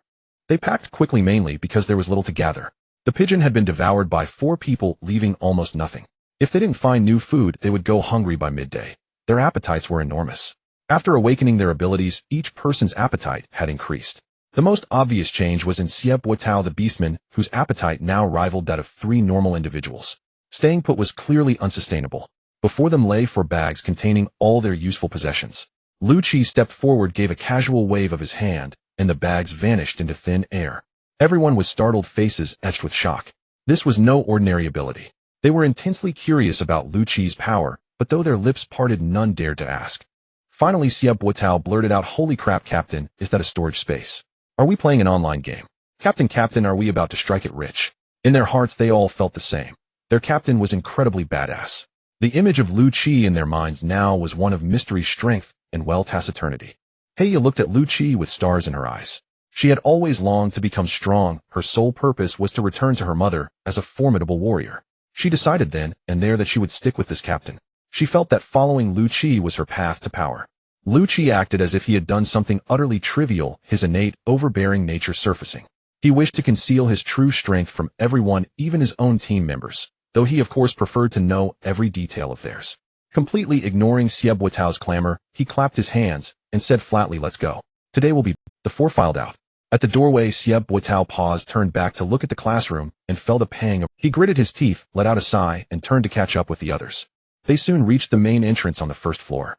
In his hand, Lucci held several palm-wide cloth strips, clearly torn from the classroom curtains. He kept one for himself and shoved the rest into Boitao's hands. Boitao was momentarily stunned, but when he saw Lucci begin wrapping the cloth around his mouth, 3 turns knotted tightly at the back of his head, he understood at once. He immediately snapped out of his daze and handed 1 strip each to Baijie and Heya. "Everyone cover your mouths like the captain. Don't let zombie blood get into your mouth, or you'll be infected and turn into one," Boitao instructed as he passed out the cloth. Soon everyone had tied their masks. Lucci inspected each one and nodded in approval. The 4 immediately moved the barrier blocking the main door. Outside, 7 or 8 zombies drawn by the noise lunged at them with bared fangs and claws. No words were needed. Lucci charged forth, taking the lead in slaying, while the others surged forward, unleashing their abilities at the horde. Streams of faint energy flowed into their bodies, and each crystal core dug out from the fallen zombies fueled their killing fervor, driving them to fight with even greater ferocity. Their school was divided into 2 campuses. The front campus was Zone A, while they were in the back campus, Zone B, nestled in the northeastern corner. The main gate faced south, but Lucci led them along the row of teaching buildings on the northern side, heading toward the northwestern corner of the entire school. It was not for any other reason than the location of the school cafeteria in Lucci's school. Lucci had no choice but to make the cafeteria his first target of the day. If they didn't find some food soon, they would all go hungry. At the center of Area B in the school lay a standard football field surrounded by a running track. Lucci and his group advanced along this track. There were not many zombies on the track, only a few scattered here and there, making them ideal prey for Lucci's team. neither too numerous to be dangerous nor too scarce to be worth hunting. After more than half an hour of slaying, Lu Qi and the others found rest under a large tree. A gentle breeze rustled through the branches above and the greenery behind them, producing a soft, whispering sound. The weather was exceptionally fine, the sky a clear azure, as a crimson sun slowly ascended. "Captain," said Xie Buotao, sitting directly on the ground and licking his thick lips with a hint of breathlessness. "I kept count as you asked. I used my wild charge 11 times. I reckon 2 or 3 more would be my limit, but if I stretched the intervals and allowed some recovery time, I could probably manage another 4 or 5. Bai Jia, how about you?" "About the same. My wind blade is in a similar state." Bai Jia wiped her forehead with a graceful gesture, causing a noticeable heave in her chest, and replied with a somewhat absent-minded tone. Heya responded even more tersely, then turned to look at Lu Qi as if wanting to say something, but Heya, ordinary as the girl next door, lacked Bai Jia's seductive charm, but possessed a tranquil and soothing presence, subtle and almost intangible. Noticing Heya's hesitant demeanor, Lu Qi raised an eyebrow and pulled down the cloth strip over his mouth. "Heya, something on your mind?" Lu Qi's sudden question startled Heya. Her lips parted, but no words came out. "If you have something to say, just say it. No need to beat around the bush." Lu Qi's tone turned stern. It's nothing. Oh, I just wanted to ask the captain, why are you so strong when we all just awakened? Can you tell me how I can become stronger?" Heya visibly relaxed after speaking. Her words immediately captured the attention of Xie Buotao and Bai Jia. Though they said nothing, they stared at Lu Qi expectantly. "Become stronger." Lu Qi mused briefly. "Buotao, Bai Jia, what do you think?" Lu Qi did not answer Heya's question, but instead tossed it to the other two. "Isn't it simple? Kill more zombies, absorb more energy, and you'll get stronger," Xie Buotao said, carelessly flexing his bicep to show off his muscular arm. Bai Jia thought for a moment. "I think if I combine my awakened ability with the grappling techniques I learned at the police academy, I might be a bit stronger than I am now." You both make good points, but Lu Qi stopped abruptly, his expression shifting as he stood up. The 3 others were bewildered. What was wrong with the captain? Bai Jia opened her mouth to ask, but Lu Qi gently silenced her with a shill. Lu Qi stood and gazed into the distance, a rare hint of tension on his face. The rest grew anxious as well, rising one by one and following his line of sight. Soon they spotted someone running toward them from afar, moving at considerable speed. Faint footsteps could already. Now everyone could see a fat man was running from the direction of the cafeteria. Calling him just a fat man would be unjust. He was more like a massive, supersized fat man. As the fat man drew closer, his bald head shining brilliantly, the visual impact grew overwhelming. He was far too heavy and tall, about 3 meters tall and 2 meters wide, easily weighing over 600 Gene. His blubber jiggled violently with each stride, creating a truly oceanic turbulence. The fat man's eyes were squeezed into mere slits by the flesh on his face, making his mouth appear extraordinary. What was even more exaggerated was that his fat arms clutched a sack of rice, and as he ran he kept dipping his other hand into the sack and stuffing raw rice into his mouth. Xie Buotao swallowed. "Bai Jia, that guy's rice is raw, right?" "Probably. Can you eat raw rice?" Bai Jia was also stunned. "What are you staring at? Trying to get yourselves killed?" Lu Qi's sharp shout woke them up. "What's wrong?" Heya tugged her sleeve and whispered, "Bai Jia, look behind that fat man." "Up." Bai Jia let out a short, sharp cry after one glance. Behind the supersized fat man was an overwhelming sea of zombies, their faces twisted in rage, chasing him endlessly. Dense and countless, impossible to gauge. "So many zombies. We have to run too." Xie Buotao, still a student with little experience, turned pale at the sight of the approaching horde. "Run. Run my ass. All of you climb the tree," Lu Qi ordered decisively. But just then the running fat man spotted Lu Qi's group and changed direction, charging straight toward them. "Help!" he cried. "Help!" he shouted as he ran, drawing even more zombies with his cries. "Damn, why is that fat man's voice so loud?" Xie Buotao cursed, and was the first to climb the tree without hesitation, now utterly obedient to Lu Qi. Fortunately, the tree they had been resting under was tall and thick, its girth at least 5 or 6 meters, requiring 3 people to encircle it with their arms. Otherwise, Xie the Beastman's weight might have toppled it. Heya climbed up after him. "Bai Jia," Lu Qi urged quietly. Watching the fat man draw nearer, his cries for help growing more pitiful and eerie, Bai Jia asked weakly, "Captain, can't we save him?" "What do you think?" Lu Qi snapped irritably. Bai Jia looked at Lu Qi, whose cold face was sharply defined. Straight nose, wide mouth, exuding authority, his leopard-like eyes seeming to emit frost. This tree was a poplar, very tall, and likely quite old. Lu Qi was the last to climb. For those who had awakened, their physical capabilities were 3 or 4 times greater, making climbing swift and easy. The 4 of them each crouched on a branch about 5 or 6 meters above ground. Out of reach of the zombies, Heya climbed up after him. "Bai Jia," Lu Qi urged quietly. Watching the fat man draw nearer, his cries for help growing more pitiful and and Eerie, Jia asked weakly, "Captain, can't we save him?" "What do you think?" Lu Qi snapped irritably. Jia looked at Lu Qi, whose cold face was sharply defined. Straight nose, wide mouth, exuding authority, his leopard-like eyes seeming to emit frost. This tree was a poplar, very tall, and likely quite old. Lu Qi was the last to climb. For those who had awakened, their physical capabilities were 3 or 4 times greater, making climbing swift and easy.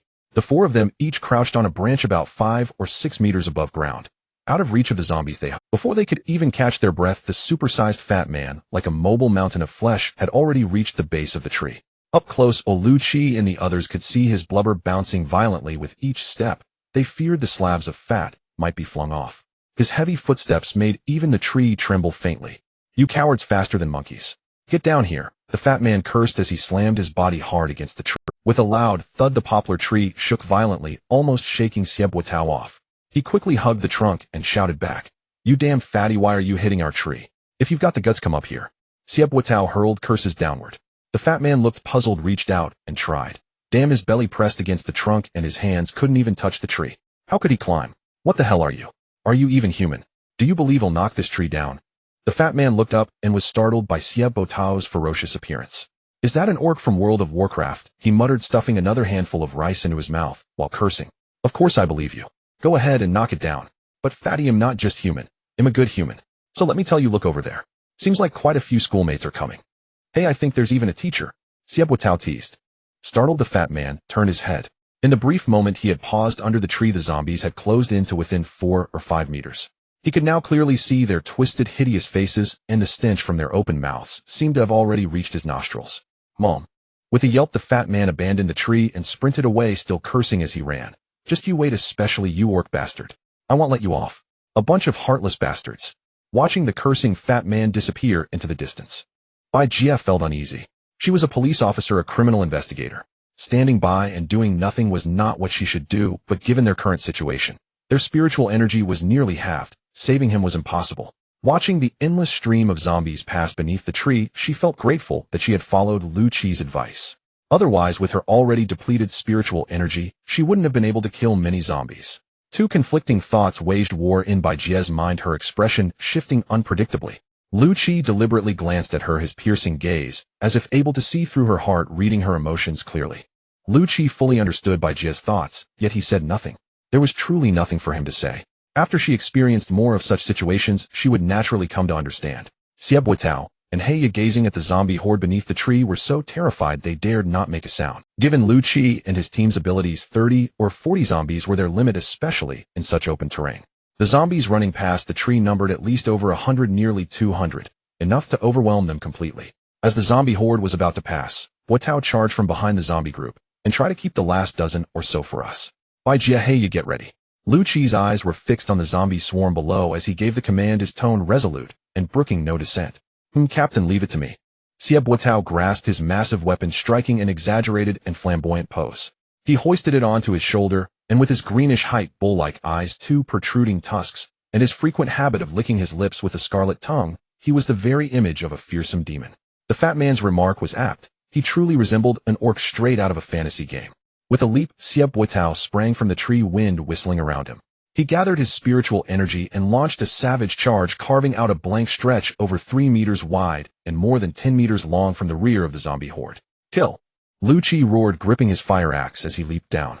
Jia and Heya followed without. The 3 of them, backs against the large poplar tree, unleashed wind blades from Jia's hands, while Heya's dark energy spheres pounded the zombies relentlessly. The zombies they had lured and kept were few. Most continued chasing the fleshy mountain ahead. The remainder were well within Lu Qi's squad's capacity. Xieb also ran back to rejoin the group. As Lu Qi slashed at zombies, he also used his telekinesis to aid others in danger, all while not keeping his mouth idle. Seizing the opportunity, he offered brief guidance on coordination techniques whenever someone made a mistake. Though his words were few, sometimes just a couple of syllables, they would prove invaluable in the future. Single zombies were mostly handled by Jia and Lu Qi, while clusters of 3 to 5 required Heya's dark energy spheres. Almost every time Heya struck, he would annihilate that small group entirely. But just as only a few zombies remained, one somehow circled around to Jia's side. Its hands, like withered chicken claws, seized her shoulders. It opened its foul black-toothed mouth and lunged for her neck. The attack came so suddenly that Jia was paralyzed with terror, forgetting all her combat skills and wind blades. Bai Jie's eyes met the zombie's bloodshot red orbs. Confronted with the horrific creature, all she could do was let out a scream and squeeze her eyes shut. Death had never felt so close. But after a moment's wait, she felt no pain. The zombie's claws on her shoulders suddenly went limp. Bai Jie opened her eyes in bewilderment. With another shriek, she saw the zombie lying limply against her, its red eyes mere millimeters away, staring fixedly at her. Its gaping, stinking mouth was pressed tightly against her fair jade-like neck. Screaming, Bai Jie pushed hard with both hands, shoving the zombie aside. She stumbled backward in terror, losing her balance and falling to the ground. After all, Bai Jie was still a woman. Faced with such a terrifying ordeal, even as a criminal investigator, she was stricken with sheer terror. Her heart pounded wildly and tears streamed down her cheeks. In front of her, the zombie's head lolled to one side. A coin was embedded deep in its temple, only a sliver of its edge visible from the bloody hole. The captain saved me, Bai Jie thought. Though rescued, she felt a bittersweet pang. Her feelings toward this younger captain grew increasingly complicated. Are you injured? Lu Qi's voice was as devoid of emotion as ever. Bai Jie fumbled over herself hastily. No, not injured. Her voice trembled. Continue. Be careful, Lu Qi commanded briefly. Afterward, everyone became more cautious. The zombie slaughter proceeded smoothly, the undead dwindled, and the team's coordination grew increasingly seamless through continuous practice. When the last zombie was cleaved apart by a wind blade, everyone actually felt a sense of lingering satisfaction. Lu Qi's spiritual energy was running low, so he was reluctant to use it for extracting crystals. Thus, everyone had to do the laborious work by hand, a task they had all done before. Even Bai Jie and He Ye grew more efficient with practice. Team leader, do you think that fat man back there might also be an awakened? Xiebo Tao asked idly while prying out a crystal core. He must be. Otherwise, how could anyone get that fat? Have you ever seen a normal person balloon up like that? Bai Jie cut in. Not only is that enormous man definitely awakened, but based on my experience as a criminal investigator, his awakening ability is almost certainly related to eating. He Ye silently pried open a zombie's forehead, yanked out the crystal core with her other hand, wiped it clean on her grimy school uniform, and slipped it into her pocket. She worked quietly and swiftly, the voices of Xiebo Tao and Bai Jie drifting past her ears. Yet for the first time, she felt an unprecedented serenity. Her inner world was profoundly still, calm. Yes, just like the tranquil, unhurried stillness she experienced when practicing yoga alone, a deep, soothing comfort, a rare and grounding sense of peace. Watching the group casually dig crystal cores amid piles of corpses, laughing, chatting, utterly unbothered, Lu Qi listened with quiet amusement to Xiebo Tao and Bai Jie's speculation. When Bai Jie declared the obese man's ability must be extraordinarily powerful, Lu Qi suppressed a faint inward chuckle. Powerful? Huh. A complete waste of space. Lu Qi had witnessed that very man's ability in his previous life, and in that lifetime the man had been even. In his past life, Lu Qi had watched firsthand as that colossal man was beaten to death by a mob in the settlement, so violently that Lu Qi himself had joined in, landing several kicks. Why? The reason was brutally simple: the man could eat, but could do nothing else. And eat wasn't ordinary eating. His awakening ability was grotesquely aberrant. He could consume limitless quantities of food, all of it instantly converted into blubber. When the settlement first discovered him, he was already inside the main supply warehouse, where he devoured half the entire food stockpile, yet kept devouring without pause. Rage erupted. Abilities exploded upon him, fueled by pure, incandescent fury. And he truly had no countermeasure, no defense, no retaliation. Only cowering arms locked over his skull, shrieking incoherently, until his voice dwindled, then faded into silence forever. The awakened ability of the man they'd just seen was almost certainly identical. From the outset, Lu Qi had never entertained saving him, not for a second. He was irredeemably useless. Thus Lu Qi felt no fear, only detached indifference toward the man's hollow threat. After collecting the crystal cores, Lu Qi's group moved steadily toward the cafeteria, replenishing their mental energy as they walked. Perhaps the obese man had drawn away most of the zombies. Fewer shambling figures now blocked their path. Just as Lu Qi's group came within 200 meters of the cafeteria's crumbling entrance, several figures burst suddenly from a nearby classroom building. Their destination was unmistakably the cafeteria, no need to ask why. With the zombie numbers visibly thinned, they too had ventured out in search of sustenance. They ignored Lu Qi entirely, sprinting straight for the cafeteria at full speed, cutting down any zombies in their path, and extracting crystal cores with practiced efficiency. Clearly they already understood the crystal's value. Lu Qi observed their route ran nearly parallel to his team's, and their distance to the cafeteria was roughly equal. His mind raced, countless possibilities flashing through his thoughts. The cafeteria's double doors stood wide open, splintered, and barely clinging to their frame, as if something monstrous had smashed its way out from within. From outside, the interior lay in utter disarray. dining tables, and chairs strewn chaotically across the floor. 5 or 6 shallow steps led up to the entrance flanked by withered phoenix trees. A gust of wind swept across the threshold, swirling paper scraps and plastic bags into the air, a haunting, desolate stillness settling over the ruin. At last the two groups converged at the cafeteria's threshold. Lu Qi counted 5 figures opposite him. Their de facto leader appeared to be the middle-aged man at the front, whose awakening ability Lu Qi had just witnessed was summoning. Behind him stood a skeletal figure no taller than 1.5 meters. Its bones were brittle, desiccated ash gray, its skull rattling with every step, clutching a crude dagger carved from bone. Though it seemed one stiff breeze away from collapse, its combat prowess was undeniable. Moments earlier it had slain 3 zombies without sustaining a single injury. Once summoned, the skeleton did not merely attack nearby zombies. It remained glued to the man's side, a silent, unwavering shadow. Flanking the middle-aged man were 2 male students who bore an uncanny resemblance to each other. Lu Qi had seen their ability in action. They could fully metalize their hands, reshaping them at will, into blades, claws, hooks, or anything else their will demanded. Just moments ago, a zombie had sunk its teeth into one of their right hands, yet the student hadn't flinched unaffected. Beside them strode a tall, broad-shouldered student. Lu Qi had watched as a zombie lunged at him, only for the youth to exhale a dense, inky black mist. Upon contact, the zombie's rotting flesh and brittle bones dissolved as if struck by scorching sunlight. Even its disintegrating remains merged into the smoke itself. After consuming one zombie, the black mist did not diminish. In fact, it grew denser, darker, swelling in volume, and hung suspended in the air, refusing to dissipate.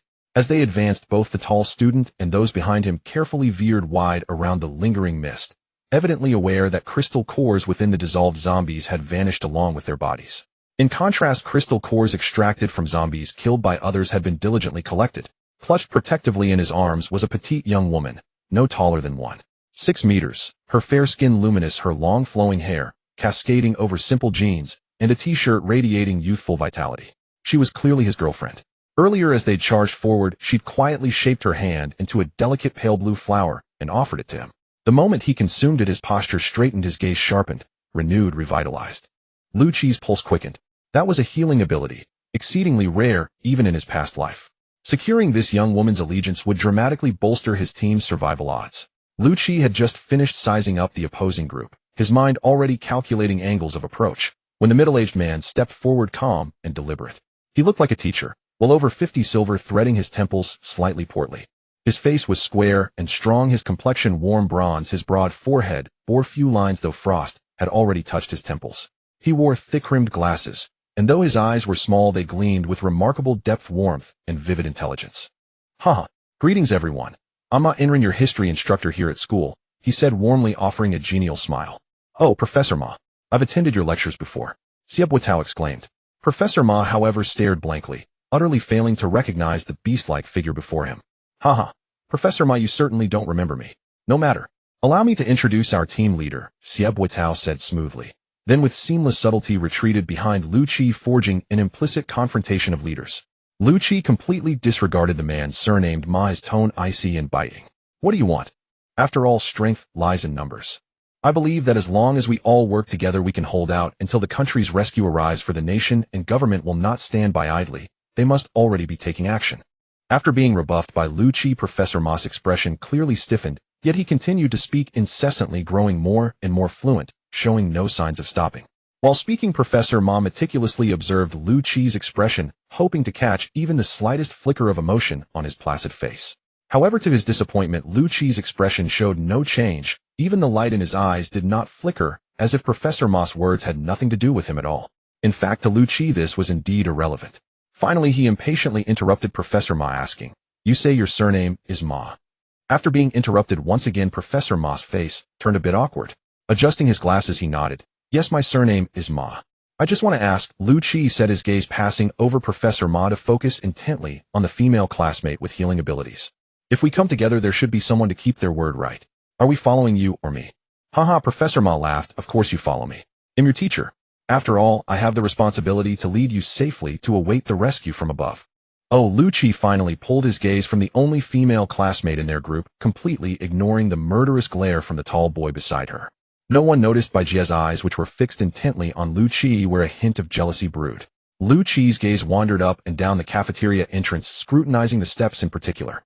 "I say, if no one has any objection, shall we decide on this?" Seeing Lu Qi's absent-minded demeanor, Decide what? Lu Qi asked, looking bewildered. It's about us coming together, right?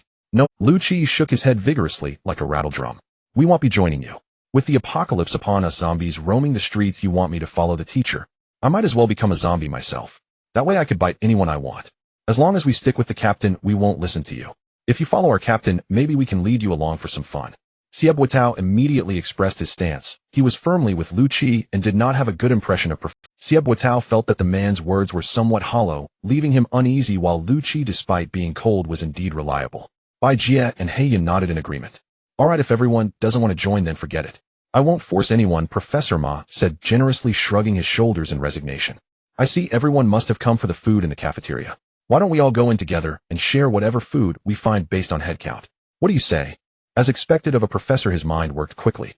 Not only did he swiftly change the topic to avoid his own embarrassment, but the distribution plan he proposed also slightly favored Lu Qi's group, as their team had 5 members more than Lu Qi. Thanks, but we'll pass on the cafeteria. You all go ahead. Lu Qi waved his hand nonchalantly. Not only were Professor Ma's group surprised, but even those on Lu Qi's side looked at him in disbelief. Ignoring the gazes of everyone present, Lu Qi continued calmly. I mean, we have other matters to attend to. You can have this place, goodbye. With that, he turned and left gracefully. Hey, wait, Captain, what's going on? Xie Buitao shouted as he chased. Bai Jie and Heiya followed along calmly. Although they did not understand what Lu Qi meant, it did not matter to them. As Lu Qi's group walked further away, Professor Ma and the others were at a loss for a long time. Professor, what does this mean? Are they really just going to let the food slip away like this? A tall boy stepped forward to ask. Yes, Zhao Yiming, I also don't understand what these people are up to. Isn't this better? Finally, we can have a hearty meal. A girl leaned against him, her delicate face filled with excitement. As soon as she said this, she was immediately met with agreement from the 2 beside her, each raising a steel-like arm in celebration. Alright, let's head in. Everyone be cautious. Professor Ma observed Lu Qi walking further away and shook his head in confusion before stepping toward the cafeteria, the unsteady little skeleton closely following behind him. Xiao Lei and you 2 go ahead and use your metallic arms for protection, he said to the 2 boys with metallized arms, then turned to Zhao Yiming. Be sure to protect Sun Jiayu well. As Professor Ma spoke, he stepped up the stairs leading to the cafeteria. Inside the cafeteria, chaos reigned. The hall that could usually accommodate hundreds of students dining simultaneously was a mess with tables and chairs strewn about. Other than the entrance, which still had some light, the rest of the area was dim and gloomy, with the lighting fixtures hanging from the ceiling having permanently lost their chance to shine.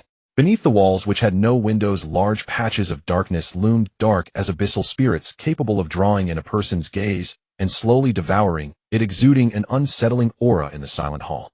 Sun Jiayu's face turned pale, her body trembling involuntarily as she tightly grasped Zhao Yiming's arm, clinging to him like a koala. Yiming, I have a bad feeling about this, she said. Don't worry, you. Zhao Yiming straightened his tall frame even more. I'll protect you. As he spoke, he took advantage of the dim light in the front, gently brushing his lips against Sun Jiayu's full. Sun Jiayu immediately felt her face flush and her heart race, her fear subsiding significantly. She playfully punched Zhao Yiming's chest a few times, unable to hold back a sweet giggle. You're so annoying. Having traversed most of the hall, the group's footsteps gradually slowed. The surrounding darkness deepened. Each person tightly clenched their fists. Even the oldest Professor Ma felt an invisible pressure surrounding them. The hall was enveloped in silence, where every individual heartbeat and breath was distinctly audible. The little skeleton occasionally emitted a clack as its bones collided, causing everyone's breaths to quicken. Finally, having traversed what seemed an endless darkness, they arrived at the end of the hall. A small skylight in the wall of the serving window cast a beam of sunlight. Yet this singular ray of sunlight did little to illuminate the area. Rather, it deepened the shadows around the base of the walls, making Professor Ma feel as if countless monsters might pounce from the darkness at any moment, dragging them into an abyss of hell. No food. In such a vast cafeteria, there wasn't a morsel of food to be found.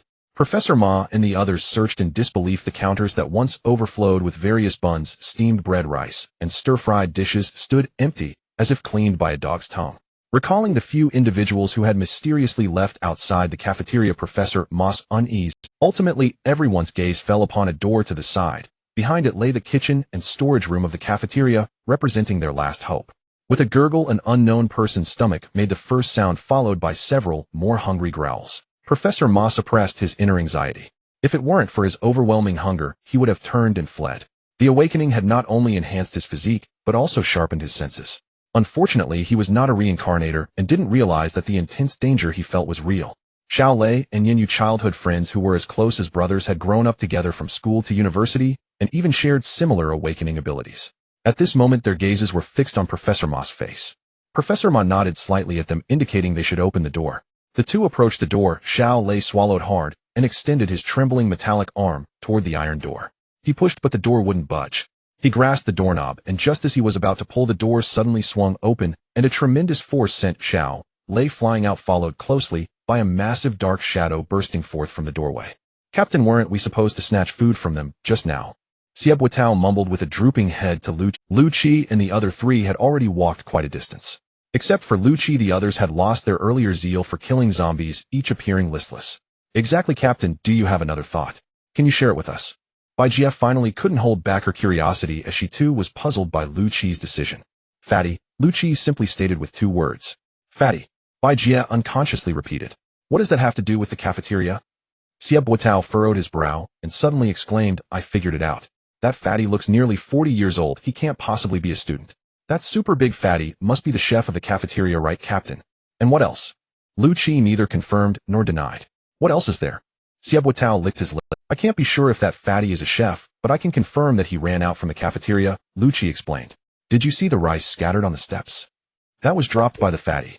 Everyone shook their heads. With a mess everywhere, who would notice a few grains of rice? The captain was quite peculiar. You can tell by the cafeteria door lying outward that the fatty must have burst through it to escape. Think about it, what kind of situation would require someone to not even have time to push the door open? There must be something very dangerous inside the cafeteria. Lu Qi stopped and glanced at his watch. It was nearly 9 o'clock. Additionally, it's highly likely that the cafeteria is already devoid of food. How could that be? Is that really true? Bai Jie asked in surprise.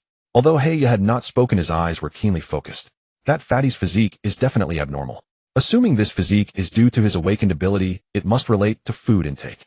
His carrying capacity is high, yet he only took a bag of rice to eat. It's highly probable that the cafeteria has no food left to take, all consumed by him. None of them expected that the unfolding events were almost exactly as Lu Qi had predicted. This was the experience honed at the edge of life and death during the 3 years before Lu Qi's reincarnation, allowing him to deduce things as if he had witnessed them firsthand. The supermarket's doors were tightly shut, and there were no zombies wandering outside. The ground was much cleaner than in the cafeteria, with a few shopping carts scattered on the floor. The morning sun shone directly on the door, but instead of warmth, Lu Qi felt no comfort in the bright light. The glaring sunlight painfully stimulated his eyes, oddly reminding him of the color of decaying zombie bones. It was quiet, eerily quiet. Every cell in Lu Qi's body was sending him warnings of danger. "Everyone be cautious," Lu Qi said in a low voice, his eyes fixed on the increasingly approaching supermarket door. "Xiao Tao, you lead the way, we all follow." Lu Qi had just expanded his telekinetic power to its maximum range, and sensed that there were no zombies behind the door, it was safe. However, his newly awakened telekinetic range was limited, leaving much of the supermarket's interior beyond his perception. He could only proceed step by step. Xiebo Tao had developed a kind of blind admiration for Lu Qi. Since the apocalypse began, they had been together, and he had witnessed everything Lu Qi had done, which was so extraordinary that he couldn't comprehend it. He gradually felt an inexplicable sense of familiarity in Lu Qi regarding the apocalypse. Shaking his head to clear these chaotic thoughts, he gripped a water pipe over 2 meters long, one end tightly bound with iron wire to some metal pieces. Arriving at the supermarket door, he poked it, and with a creak the door opened. The sunlight outside poured into the dim interior without any obstruction. The 2 open door panels stirred up a slight cloud of dust resembling wisps of blue smoke curling. Though the supermarket appeared somewhat disordered, with a few shelves toppled over, Xiebo Tao could see the goods on each shelf: food, bottled water, various beverages, white wine, red wine, and a multitude of daily necessities. Perhaps those who lived in peaceful times could never comprehend Xiebo Tao's current feelings. These ordinary items represented everything in this dire situation. If anyone entered and took even a slice of bread, Xiebo Tao would not hesitate to crush them. He had already come to believe Lu Qi's words: the apocalypse had arrived. Don't rush to grab things, first ensure the area is safe. Lu Qi's voice echoed behind Xiebo Tao. After this period of time, Lu Qi's words could be executed well by them. The 4 of them slowly advanced inward, checking every corner of the counters and shelves. But just as Xiebo Tao turned around a shelf, an unexpected change occurred. A dark long knife swung down towards the top of Xiebo Tao's head. Facing a life-and-death crisis, the innate combat gene from his orc lineage was suddenly ignited. As Xiebo Tao stepped back sharply, the pipe in his hands was already horizontally raised. There was no sound of collision. The long knife encountered no resistance as it split his pipe in 2, flashing past his chest. What kind of knife was that so sharp? Fortunately, he reacted in time and took a step back. It was this small step that saved his life, as the long knife merely left a half-foot-long shallow cut on his chest. After being attacked, Xiaobuitao did not linger and retreated several steps. Sweat appeared on his forehead, his heart thumping rapidly, and his muscular green chest heaved violently. It had truly been a close call. Lu Qi's figure flashed, and he stood in front of Xiaobuitao wielding the fire axe, defensively ready to meet the next attack. From the shadow opposite, the assailant slowly revealed its form. Damn, how did I encounter such a creature? Lu Qi cursed. Crawling out from the dark corner was a spider the size of a calf. Its cephalothorax was spherical, bulging in the middle and tilted forward. It had 6 eyes. E2 were centered at the front with 2 on each side further back. The carapace was light yellow with a black-brown pattern shaped like a bow on each side of the center. The sides and back also had symmetrically arranged black-brown spots. The abdomen was oval gray-yellow, densely covered with fine gray-brown hairs. The back had black-brown mountain-shaped spots and round dots. Its legs were gray-yellow, each segment having black-brown rings. The first pair of legs was the longest, about twice the length of its body, with an incredibly sharp inner edge resembling a slender tang knife. It was precisely its leg blade that had just attacked Xiaobuitao. Chest spotted flower spider. Lu Qi solemnly called out the name of the mutated spider before him. When Lu Qi saw a gem-like core resembling a die above the 2 eyes at the front of the spider, he was shocked to find that the color of the core was gray, as if it were the skin of a corpse, representing the color of a second awakening. Retreat. Everyone back out immediately. Lu Qi instinctively shouted. This damned second-level mutated spider was a threat to their lives. Generally, the strength among creatures of the same level was ranked like the zombies at the bottom, mutated beasts in the middle, and mutated plants the strongest. Of course, there were also special cases, but those were rare.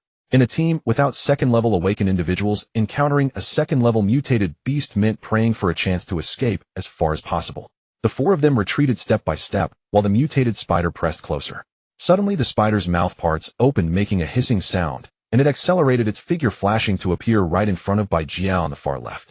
Almost simultaneously, its leg blade struck at Bai Jia. She bent her legs forward and executed a difficult backbend, narrowly avoiding the blade that skimmed past her firm breasts, cutting off a few strands of hair. Bai Jia used the momentum to place her hands on the ground, raising her long, toned legs, and fiercely kicked the spider's mouth parts. With a graceful backflip, she landed firmly, her movements as smooth as flowing water. Unfortunately, the kicked spider did not sustain any damage. The second awakening had significantly enhanced its defensive capabilities. Not to mention, Bai Jia merely kicked it. Even ordinary knives and axes would likely fail to harm it. Although no damage was dealt, she successfully attracted its ire. The spider's 8 slender legs moved swiftly, creating a blur as it charged at Bai Jia. As Bai Jia dodged while frantically unleashing wind blades, she felt a sharp pain in her head. Nothing happened with her outstretched hand. Her mental energy had run dry, and about 11 or 12 wind blades had been consumed in a short time, while the mutated spider lunged forward. At that critical moment, a basketball-sized black energy orb appeared between the spider and Bai Jia, and the spider collided head-on with it at high speed. It was Heya who had acted in time. Just before the energy orb exploded, Bai Jia felt a tightness around her neck, and her body was propelled backward into the air. Watching the energy orb explode right before her eyes, Bai Jia turned pale with fear. She was well aware of the power of Heya's energy orb. Once Bai Jia steadied herself after recovering from her shock, she turned her head to see that it was Lu Qi who had once again saved her in the nick of time. Be careful. As he spoke, Lu Qi let go of the back of her collar, but wow, that was a bit too rough. The spider was severely injured by the explosion, but the energy orb that could easily shatter zombies barely inflicted any damage on the spider, leaving only a few drops of blood from its mouthparts. Lu Qi couldn't help but feel a stir in his heart, and no one had expected the defensive power of this mutated spider to be so terrifying. Lu Qi looked and saw that he was only 3 or 4 meters away from the exit, just a few steps. Yet those few steps gave him a feeling of being worlds apart. Watching the mutated spider prepare to strike again, with its legs, a deep sense of despair enveloped him, sending chills down his spine. Unexpectedly, the spider did not charge forward. Everyone was overjoyed and desperately rushed towards the exit. Perhaps there was a glimmer of hope beyond the supermarket. The 6 eyes on the spider seemed to hold a mocking indifference as its mouthparts opened wide, spewing out bundles of spider silk. As they instinctively dodged to the side from the approaching spider silk, Lu Qi was astonished to find that the direction of the spider silk was wrong. It didn't seem to be aimed at them. After a brief moment of contemplation, Lu Qi's expression suddenly changed drastically. He quickly turned his head to follow the direction of the spider silk, and indeed the situation he feared most had occurred. The door was sealed. Captain, this. Xiebo Tao's words were cut off by Lu Qi's hand gesture.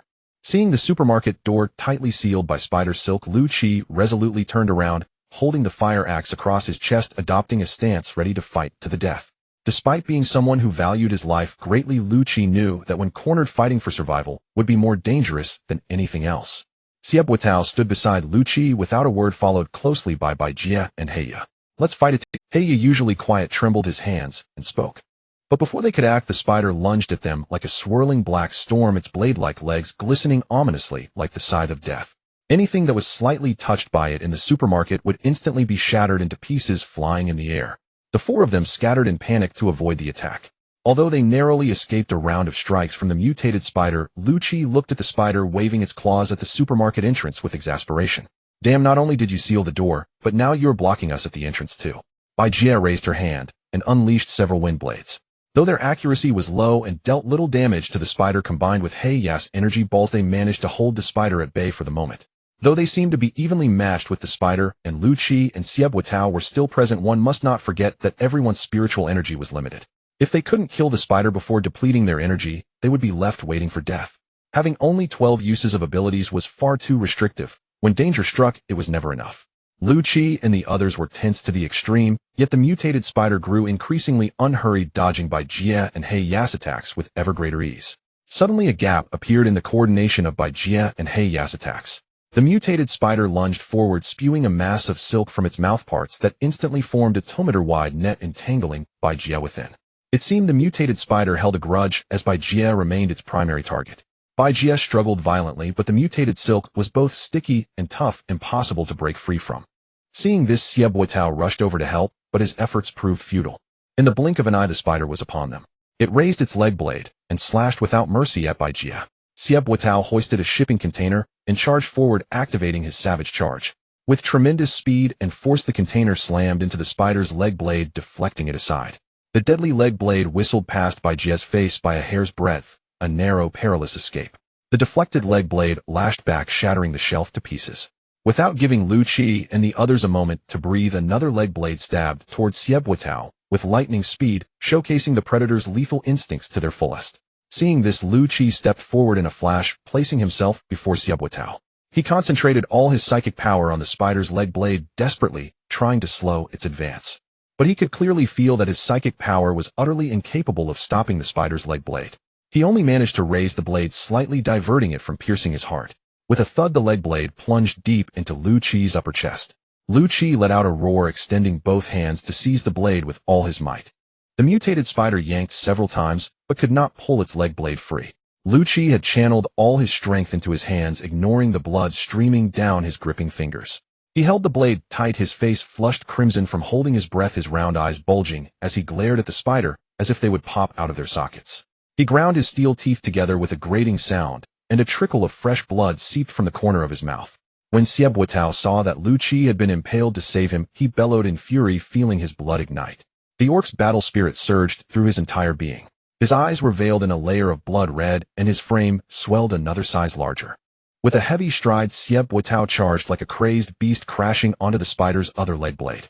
He raised his iron water pipe and battered the spider's head relentlessly, producing a series of sharp cracking sounds. Meanwhile, Heya had circled to the spider's side. After launching an energy ball, she picked up a boning knife from the ground and stabbed forward. The young girl remained silent and expressionless, her face eerily calm. She had completely cast aside thoughts of life or death, focusing solely on how to eliminate the mutated spider before her. The dark energy ball exploded viciously at the junction between the spider's head and abdomen, leaving a fist-sized wound before Heya. Without a moment's hesitation, she drove the knife directly into the fresh wound. Racked with pain, the spider's 2 leg blades were both pinned down. Its body struggled frantically, and the remaining 6 legs on its sides scuttled back and forth in chaotic bursts. The supermarket shelves were knocked askew by its oval abdomen, and goods spilled all over the floor. The spider possessed 6 eyes. While it struggled to withdraw its front limbs, Heya's every move was fully tracked by its gaze. One of the mutated spider's long legs lashed out with blinding speed. Before Heya's knife could reach it, she was kicked away, flying straight through the air for 3 or 4 meters before crashing to the ground with a heavy thud. She rolled several more times until she hit the wall, then lay motionless. Xieb Wutao's attacks on the spider's head had some effect. The mutated spider was noticeably dazed. Yet death was still far off. The leg blade pinned beneath him struggled fiercely, threatening to throw him off at any moment. Fortunately, the blade's sharp edge was facing downward, and he was pressing on its back, or else he would have been cleaved apart by now. Xiaobotao's arms burned with searing pain. Each swing felt like the last drag of strength in his body, yet after every strike, he miraculously raised his arm again. Lu Qi's head was growing foggy, his vision beginning to blur. Suddenly his body jolted. He spotted the end of the spider's leg blade, a joint connecting to the body slender and overly flexible, conspicuously fragile. He had to gamble now. Without a word, Lu Qi released one hand from the blade, grabbed a fire axe from the ground, and thrust his body forward. A searing pain tore through his chest as the mutated spider's leg blade impaled him straight through. Before the spider could react, he took another step. The immense agony threatened to overwhelm him with dizziness, but his grip on the fire axe remained unshakable as he swung it down. A crisp cracking sound rang out. The joint at the base of the mutated spider's leg blade was cleaved cleanly by Lu Qi's axe. Bereft of support, Lu Qi stumbled, barely managing to keep from falling. The mutated spider let out a shrill, agonized screech. Its six-eyed head thrashed wildly, and its mouthparts opened and closed convulsively. Lu Qi tossed away the fire axe, then grabbed the spider leg blade embedded in his chest and pulled it out. Blood gushed forth like a fountain. With the last vestiges of his psychic power, he compressed the wound to stem the bleeding. Yet the pain still racked his face with sweat, which dripped ceaselessly to the ground. Deprived of one leg blade, the mutated spider had gone utterly berserk. It abandoned Xie Boitao completely and lunged at Lu Qi, its terrifying gaping maw stretched wide as if to swallow him whole. Seeing the spider charging toward him, Lu Qi felt not fear, but joy. He turned the severed leg blade in his hand and thrust it forward fiercely. Both sides exerted maximum force. The razor-sharp leg blade plunged deep into the spider's mouthparts, emerging with a wet thud from the back of its head. Lu Qi could no longer support his own body. His hands released the leg blade, and he collapsed onto the ground. Almost at the same moment, a tremendous surge of energy flooded into his body. Lu Qi felt as though a volcano had erupted within him. The energy that had been slowly accumulating in his body reached a critical threshold, and with the influx of this massive force it burst forth. A strange yet familiar sensation washed over him. Energy surged like oceanic tides, wave after wave, flooding his entire being, cleansing and strengthening every organ, every sinew, every patch of skin. At the same time, the excruciating pain that accompanied every awakening swept over him like a deluge, engulfing him completely. He had reached the second level of awakening. After all, this is reality, not a game.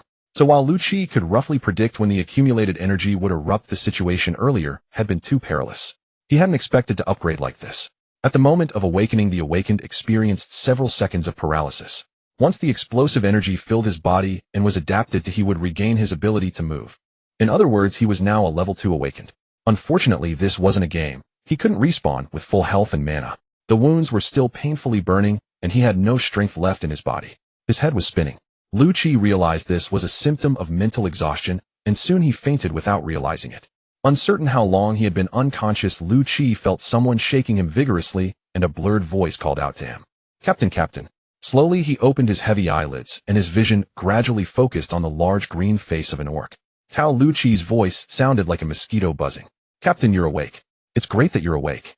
Lu Qi struggled a bit, trying to lift his upper body, but as soon as he moved, a wave of intense pain shot through his chest. Glancing at the wound, he saw it was wrapped in gauze. Though not very professional, it managed to stop the bleeding. Xie Boitao quickly reached out his strong arm, wrapping it around Lu Qi's back, gently helping him up, while offering a bottle of pure water to his lips. Gulugulu, after drinking several mouthfuls of water, Lu Qi finally turned his head to the side.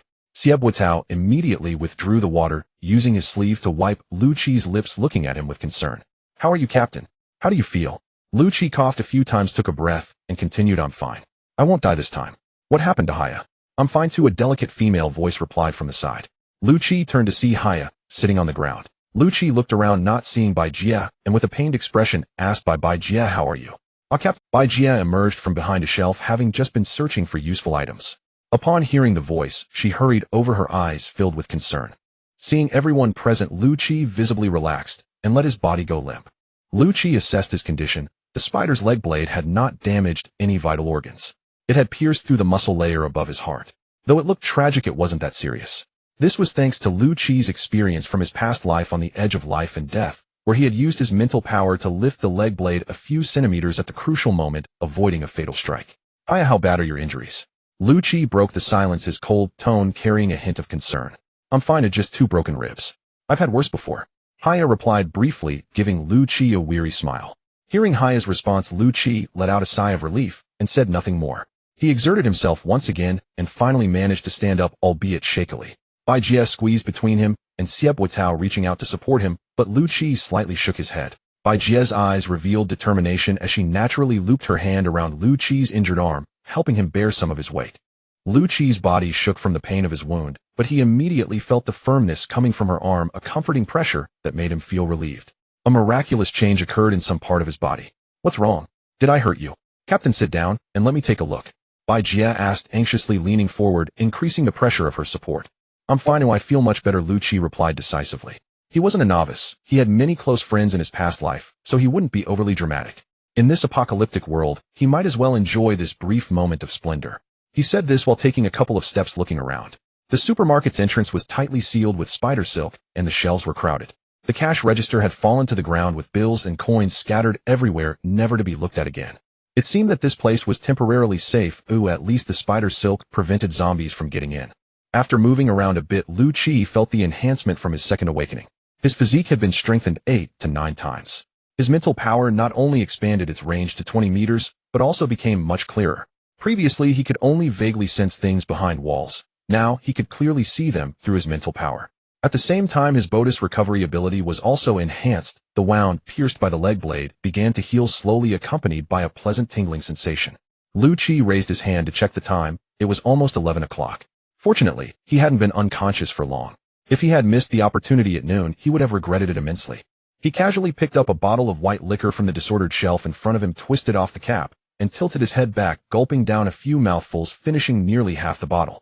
He wiped the alcohol from his lips, let out a loud belch, and a rare look of comfort appeared on his face.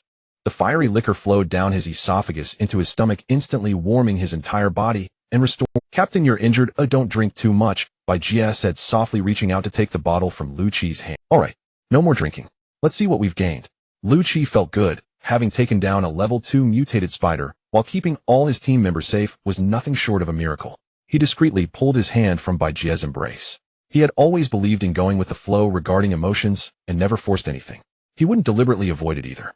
He casually stored a few obstructive aluminum shelves into his space, instantly making the supermarket feel much more spacious and brighter. Captain, it seems our haul isn't as much as we expected.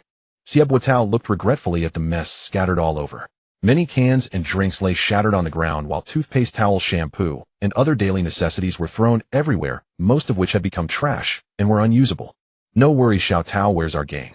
Lu Qi said, pointing toward a quiet spot where the corpse of the mutated. In the bewildered gazes of the others, Lu Qi walked up to the spider's corpse.